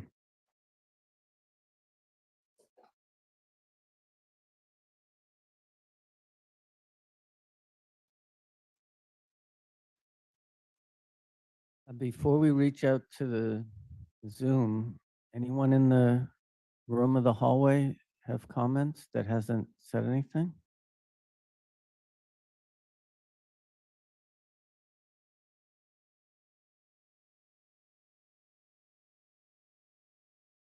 I just want to remind everyone, when it was a big issue about the old city hall, old town hall, when the encampment, just two little and small tents in between the stairs, it was a big problem, hit the news. And you guys found housing for those few people. I think it was 6 to 8 people that was quoted by both LifeBridge and the police. But here we are about a year and 2 months later. What do we have now? 18 to 20, getting bigger and bigger. What you guys are putting forward right now is not going to resolve anything. It's going to make it worse. What's going to happen is more people are going to find out that there's housing or more beds here in Salem. They're going to come. There's going to be even more people that aren't going to be accepted, and then there's going to be more encampments.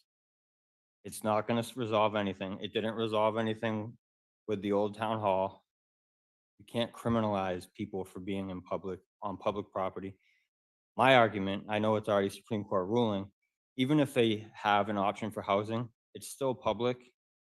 If you guys don't like the eyesore, you can't ship them off 15 miles away. Imagine being 15 miles away from you guys' own property. It's just not even logical thinking to do that. So just remember, you guys already thought you resolved the problem last year, got the eyesore out of downtown. Now it just moved across over to the South River. So just keep that in mind. It didn't fix it last time. It's not going to fix it this time. You guys just need to, don't criminalize the homelessness. Don't criminalize people being out in public. Even Chief Miller said that the days of move it along are done.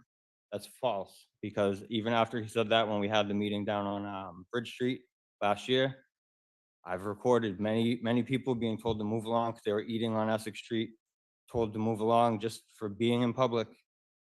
And I've had to stand there and say, no, this is wrong. But the people still move along because they don't want to be criminalized for what they're doing. So therefore, their rights are being violated by the city, by the police. But they don't have a voice. They don't feel like they can't have a voice, because what will happen is they'll be in handcuffs for disorderly, for trespassing, for loitering, which is a very, very strict legal meanings to all these. And a lot of these disorderly conducts that are charged by the city do get dismissed in court. That's absolute. So that's another waste of resources. So let's not waste the resources and put those resources to somewhere where it actually matters and it's going to make a change. Thank you.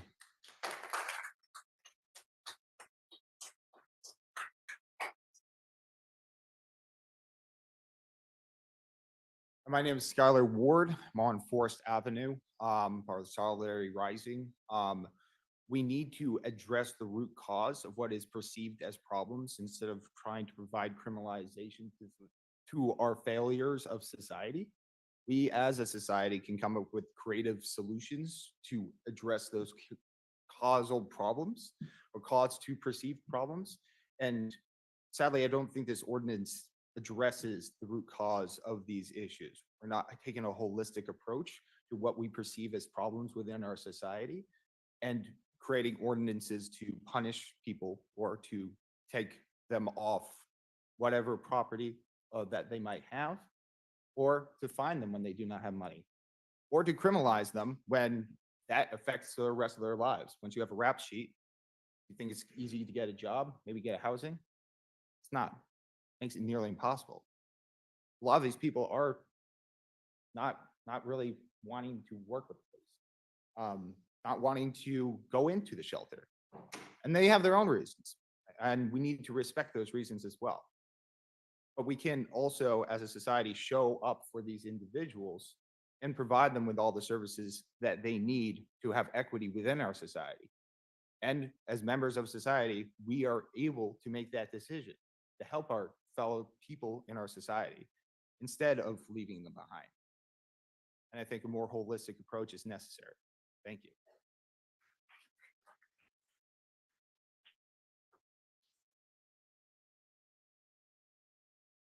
Anyone else in this space? Okay.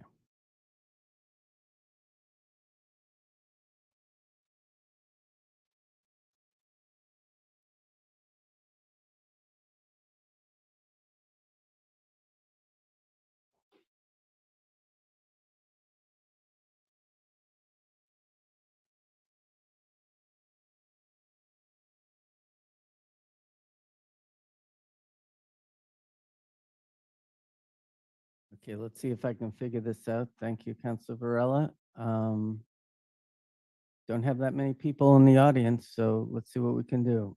We have SR. You are now allowed to speak.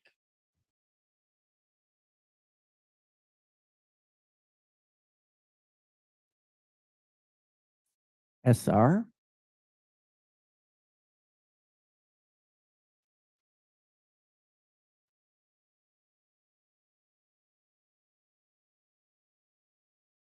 What's that?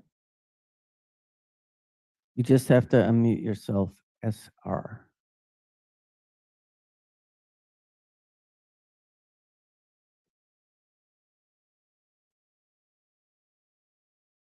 Okay, we'll come back to you. There's someone online named Kat. Kat, you are now allowed to speak. You want to unmute yourself? I'm unmuted, I hope. This is Catherine Seifert. I'm a business owner and a resident owner. I own both a business and a personal property. I have two formerly homeless people. Hello? I'm sorry. We couldn't hear you. That was my mistake. If you want to start all over, please do.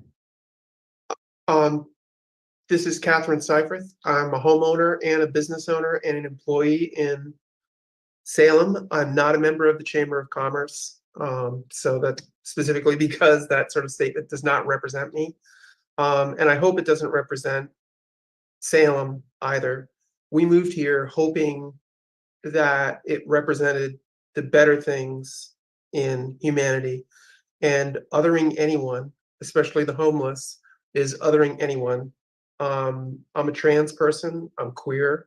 Lots of communities would other me, hopefully not in Salem, but I feel this is a slippery slope, that as soon as we start othering others, especially as summer is coming along, as it's no coincidence that this ordinance is being raised at this time, that we will be responsible in accommodating these people in our community and show the rest of the world that we are deserving of the excellent reputation that Salem has and are not going to start othering others. That's it. Thank you. Well said. Thank you, Kat. Now we have Kimberly. You can unmute yourself. God, the world's no wonder, Gosh, I wish I could have seen her face. Hi, can you hear me? Close her eyes. Hello.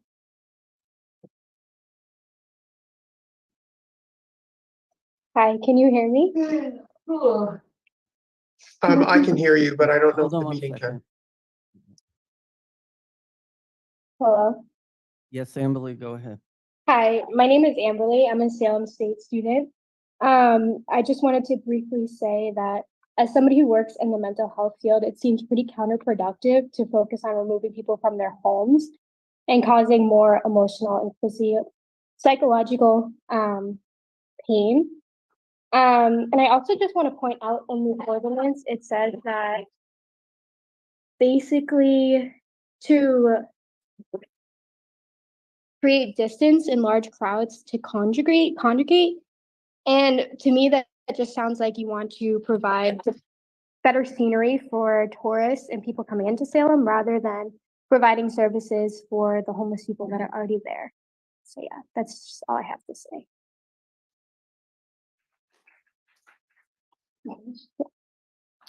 Thank you, Amberly. Now there's Gabrielle Av. I'm going to allow you to speak, so just unmute yourself.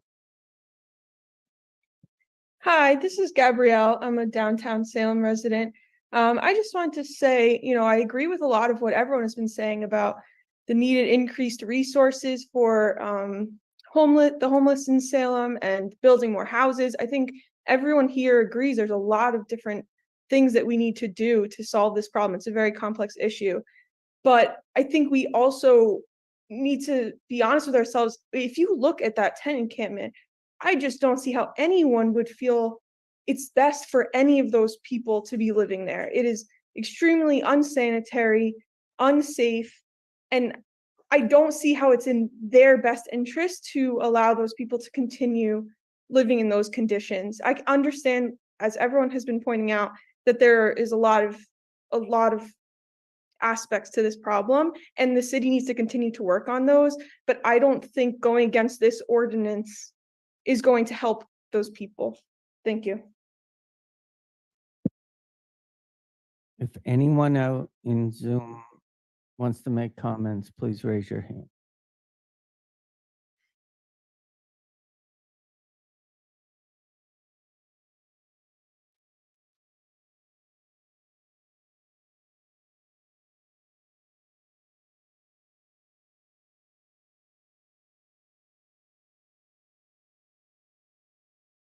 Okay.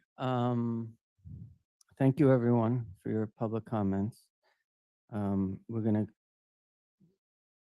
to revisit the council now. And I'd like to make a couple of comments myself before I hand it off to my colleagues.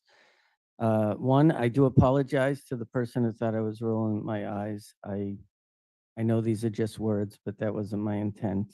I probably rolled my eyes at most of the people who spoke, and my cat. So I've been privileged my whole life that I've never been at risk of being homeless or really other social ills that other people endure in our society. I'll just tell a story. Back in the 80s and 90s, I served on the board of Shortstop, which was a shelter for homeless children. And anytime I mentioned that I did that, people were in disbelief that we had 13,000 homeless children in Massachusetts, and that regularly the state would bus people to YMCAs for the kids to sleep in the gym in the middle of the night when they didn't use the Y. We had a working board. One of my colleagues bought cameras and taught the kids how to take photographs, and we had an art exhibit. My task was to help kids fill out applications and coach them, and sometimes accompanying them on a job interview, McDonald's or some other place. And so I was in the facility quite a bit. We had 14 beds, and every time I went there, we knew how many new kids were there by how many garbage bags were in the hallway. And one day I was asked to meet with a kid. He was 8 years old, and when he walked home from school, there was no one home, and he was deserted. And in the 8 years that I served, there were a lot of people who were deserted. And I kept thinking with this one person that I just want to have something. I remember buying him some Converse All-Stars, and that didn't help that much. Either did, I think I took him out for Big Macs and French fries every time I saw him. And I thought that the only thing that really got him through it, because it wasn't me, was the shelter. And, coming to a point in his life at maybe 10 years old where he realized that he could trust people. So I have a lot of friends in this room, and I feel like, some people feel that I'm accessible to listen about anything. And I think, a common thread by most everyone who's spoken is that this is a problem that is really something that we need to fix to make sure that we have a society that everyone can depend on. So I'm proud of, some of the work by people in the city and in LifeBridge, and people who are advocating for people who don't have a space that they feel safe and comfortable in. And so, I've learned a lot tonight. I'm just going to say that. I feel that, this is as much about intention as anything else. And so I just am really focused on shelter. I'm a proponent of the housing first, concept, and because there's no way that people, who do work, and most of the people who are unhoused work, can afford, even people who are housed are being displaced at a rapid rate. And so, yes, someone made a comment that there's a lot that we can do as a community that we're either not doing or can't do. And just for, people to know, we're waiting for the legislature. We can't actually deliberate on a condo conversion regulation ordinance until we get approval, and we're in the third year waiting for it. And I'm just personally not someone who has all the answers, and I'm hoping that we can get to a better place. But I just want to state, my feeling that mandating shelter is just something that sticks with me, and I'm not minimizing anything that adult homeless or unhoused people go through. I just spend too much time seeing children who are really defenseless, and they can't control their destiny in so many ways. So with that, I'm going to leave it back to the council, whether people have more comments or want to make motions or whatever. And so I'm just going to look around. It looks like Councilor Davis is ready to go. Thank you, Chair Cohen. Not being a member of the committee, if I was a member of the committee, I would make a motion to give this ordinance a negative recommendation. I think that this ordinance to go through does not need, the problem here isn't that we need to make certain edits to this ordinance in order to get it to a good place where it can be passed. There are fundamental problems with this ordinance. Forced removal and arrests of people in crisis is not the solution to the homelessness crisis, and it is not a part of the solution. And there is something that I'm really struggling with here when it comes to what's embedded in this ordinance, I think, is an idea that unhoused people do not have autonomy or do not deserve autonomy, and that they don't have the ability to make informed decisions about what's best for them based on the very legitimate reasons that they might have, some of which we heard today. There is a paternalistic mentality at play here where we are saying that because we believe that shelter is a better solution for people, that we should then force people into that solution. And I think there is a level of dehumanization and a stripping away of agency in that that I just can't support.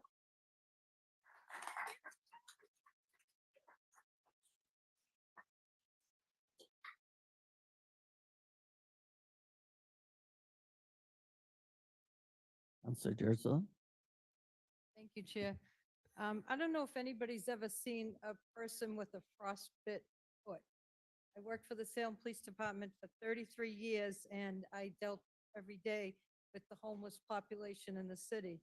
And day to day, we would have people come in, and as I was booking them, and they're taking their clothing off, their shoes, they would have frostbit toes. I don't know if anybody's seen that. It's not a pretty sight. So to see somebody that, and this is a homeless, we were with them every day, daily. I would see them. Sometimes I would see them more than I'd see my own family. And to have somebody stay out in the elements like that is not humane. And we're trying to do something good here in the council to get these people into shelter. I don't know if anybody's ever camped with their family on a weekend in the rain. Well, it's horrible. It's terrible. So we're trying to do something good for these people to get them shelter. So I think we should make a motion, as Councilor Merkel said, to take out the language under purpose in section 2. And then I think we should bring this to a vote. Thank you.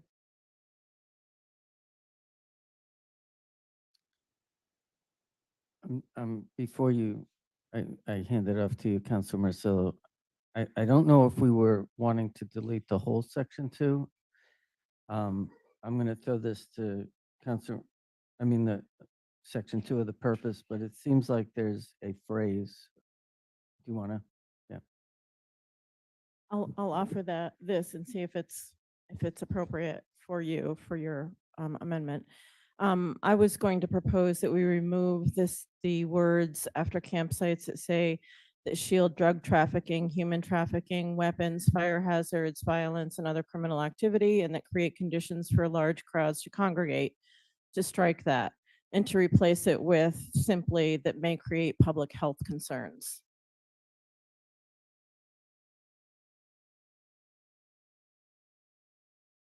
So the full thing would say, the ordinance seeks to improve access to housing and recovery services by restoring access to public spaces, the public right-of-way, and curtailing the existence of campsites that may create public health concerns.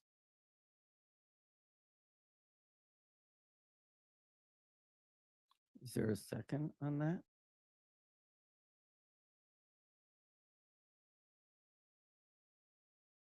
Yeah. Councilor Marcillo is offering a motion for an amendment to the. Point of clarification, Chair. Are you a member of the committee? Okay, good. Thanks. 'Cause I couldn't remember. I wasn't sure if someone else had to make that. Marcillo is now officially a member of the committee. Sorry, I should know all the committees besides myself. So is there a second on that amendment to that paragraph? Chair, if I may, I'll second the motion, but I'd also just like to comment that I don't think that we're into wordsmithing here. I feel, whoa, hold on. You may not like the rest of my statement. I think that as a counselor in the Public Health, Safety, and Environment Committee, I'd like to motion that we keep this in committee so that those of us who are here can make further consideration of the comments heard tonight, review the ordinance, perhaps ask Beth questions on one-on-one, perhaps make suggested language. I made a number of suggestions tonight that I'd like to see legal team come back with at a minimum before making any further decision one way or the other to return to committee this week. I think it's too fast. I think that I personally need a lot more time and deliberation, homework, research, more conversation, and I would like to see this stay here for the interim. Thank you. Thank you. Can I make a suggestion? Please. Councilor Watson-Felt? It seems like just regarding the language, there was a couple of places that we could just make some immediate changes and then we can consider your motion after that. Would that make sense to you? Yeah, sure. I mean, I think another one was the mileage. Well, again, I think the mileage takes a little bit further research and consideration around what is available. One of the points I made tonight was the full assessment of the actual places in the 15-mile radius, what those number beds are, what those regulations are. We can't make that change tonight. Okay, that's fair. We have a motion that you seconded. For the single amendment? Just a single amendment on Yep. the purpose, paragraph 2. Is there any more discussion on that? Okay, so for people in the audience, the 5 members of the committee, which is Councilor Prasnewski, Jerslow, Porcillo, and myself can vote. And so all in favor of that?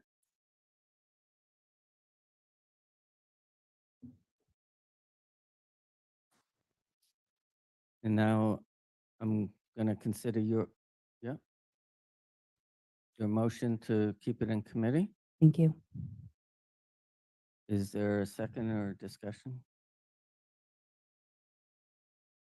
Councilor Prasnewski? Under discussion, Chair, I know we have a lot of people in the room that are interested in exactly what this body plans to do and why we're doing what we're doing. And I've been taking copious notes. I'm sure everybody's seen it. My hand is cramped over here, but there are several terms that have been repeated and repeated and repeated that I think are maybe exaggerated. And I think one of the biggest ones is criminalization. Nobody is looking to label anybody homeless as criminals. I think that is absolutely the last thing that the police department, and I'm saying this because I retired 40 years from the police department. I was actually in charge of the community impact unit for a few years, and I oversaw it before I retired. I can tell you that the people that work in the police department have one thing that they want to do, and that's help these individuals have a better quality of life. Period. They want to help these individuals get on their feet, be healthy, be safe, and have a roof over their head. And they are strung out by a lot of red tape on how to be able to do this. I'm for this ordinance because we're taking a first step. Does it need rewording? Yeah, it may need a little bit of tweaking, but this is a huge first step to help those people to be able to live some kind of a life that gives them a safe place, a roof over their head, and services that hopefully the city and other people can provide. Another part I hear is about the 15-mile range. And of course, that can be tweaked. I heard earlier that we have 15 individuals, but we're going to have 40 to 50 spaces for these people to be housed. So that's almost a moot point at this point because we have enough housing so that nobody has to move out of this community. And you're calling what they have down there in the encampment a community, and it's probably one of the most unhealthiest places that anybody could. I cannot imagine being a parent and having my child living in a tent down there and saying, that's okay, that they're better there than they are anywhere else. I know that and sometimes the words are tough to find, but all we're trying to do as a city is help people. And I think that if we let them live in an encampment, we're becoming slumlords. The city is becoming slumlords. We can't do that. That's unethical. We have to help these people. I think everybody here in the room is agreement that that's what we want to do. We want to help these people. But letting them stay down there in that environment, and it's the data has shown, their quality of life every day deteriorates. This is going to be a better day for them than tomorrow, and a better day, and tomorrow is going to be a better day than the day after. And I think it's our responsibility to help these people, help them in every way we can. And I think the mayor and the city services and The people who run the shelters are genuine in their commitment to help these people live a better and healthy life. This is a first step, and I am for this ordinance. Thank you.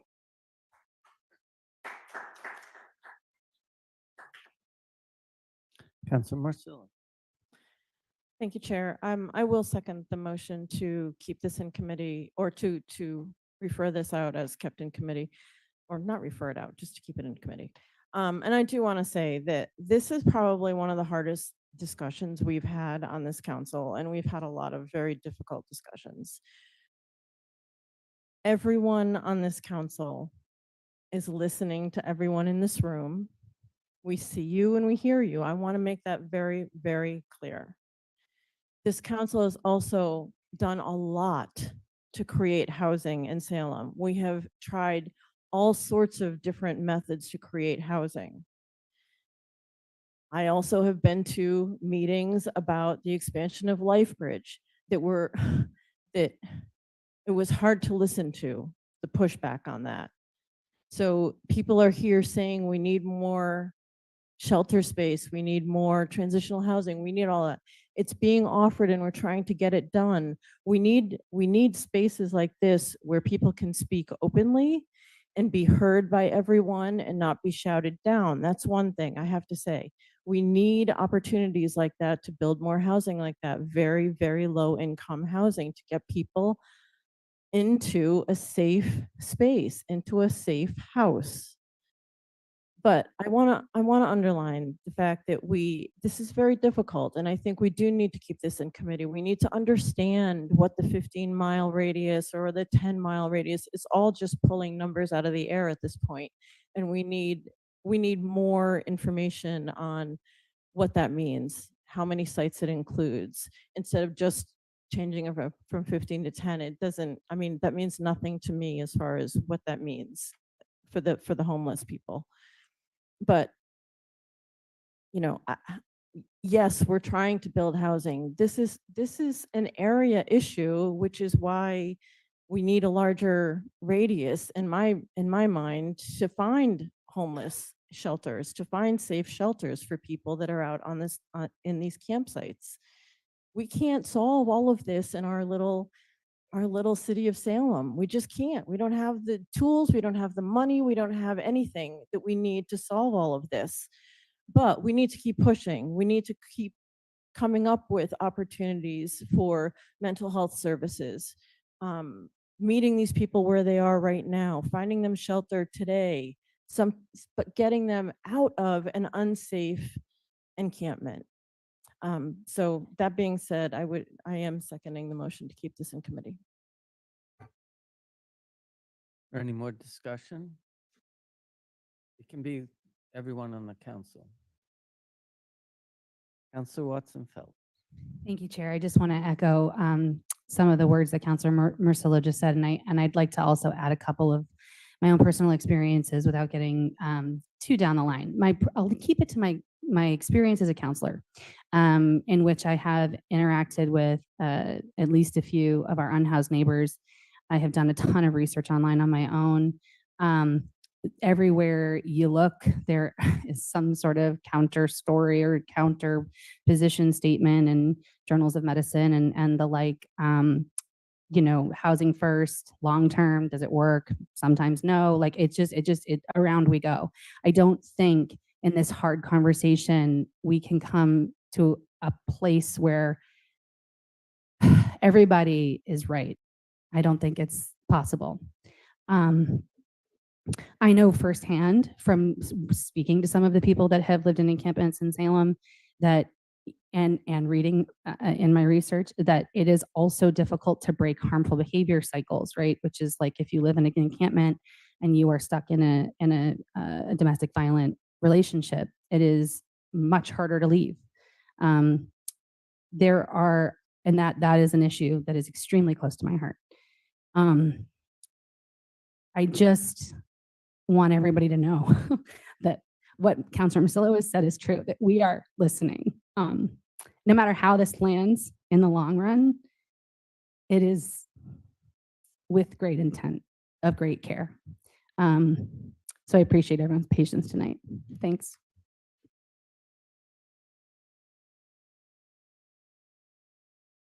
All right, before the committee votes. Oh, Counselor Hepworth. Thank you, Mr. Chair. I just wanted to appreciate everyone for the thoughtful conversation that we've had here. Appreciate the city officials who came in, everybody who gave testimony today. Really appreciate you all. It's great to see different faces in here. We tend to see the same faces day after day, and it's great to see different voices and to hear from different folks. So just appreciate you all, and thank you, Councilor Cohen, for leading a great meeting here.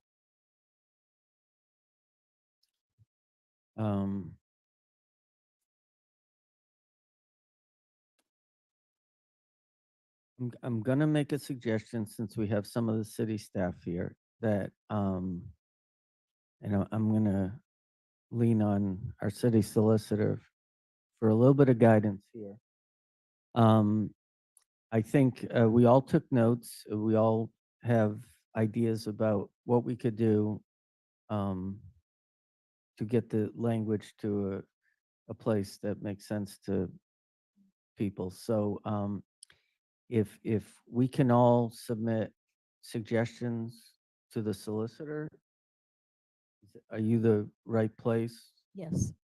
Okay. And so why don't people on the council, everyone, not just the committee, if you have ideas that you want to convey to Beth, please do it. And then why don't you and I meet? And I'm just assuring everyone who's here and in Zoom, still a lot of people in Zoom, that I will get to you, Counselor, that I will try to schedule a meeting as soon as possible.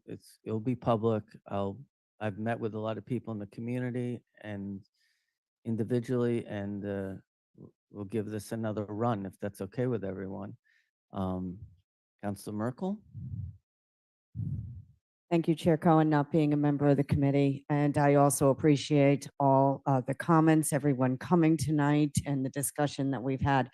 I wanted to make a request, since it may stay in committee, if we could get some kind of map which shows, I know the numbers right now are arbitrary, but maybe what a 15-mile radius is, if it's from the center of Salem. When I tried to, when I was trying to look at this at home, I was like, is that 15 miles from the center or where somebody is? I was a little confused by that, and maybe a comparison of, I heard some people throw out 10 miles. So if we could get some kind of mapping of 15 or 10 and a couple of different options, and where that starts from and where it ends, to give just a little bit better perspective.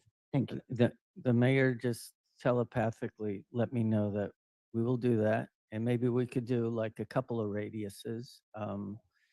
Yeah, it's really weird. I used to work in Alston, and it's 13 miles, and it took me 2 hours to get home. So I do appreciate people, and there's no public transportation to get to Alston. So I do understand some of that.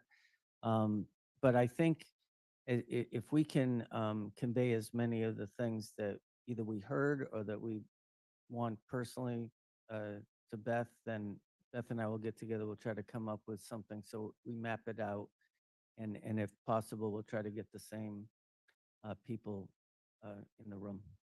Councilor Marcillo. Thank you, Chair. Not only the map, though, it's also important to know what the services are within that radius. So the map is not as important as the services. I understand. available. I was, Thank you. yeah, trying to.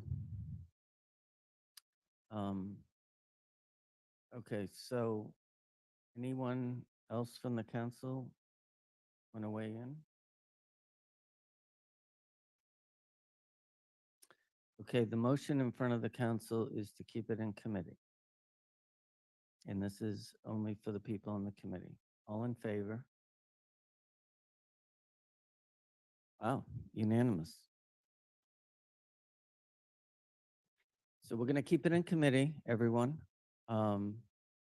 And as I said at the beginning of the meeting, no ordinance is an ordinance unless it's considered at the full council. So you know, this will be a place for us to talk about things and figure out whether it makes sense to move forward, and if we do, in what form.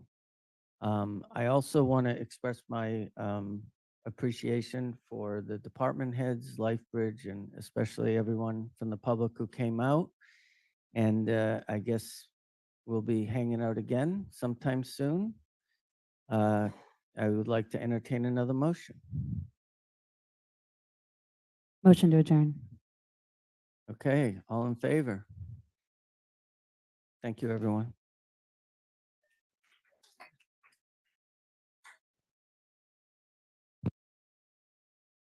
You have to be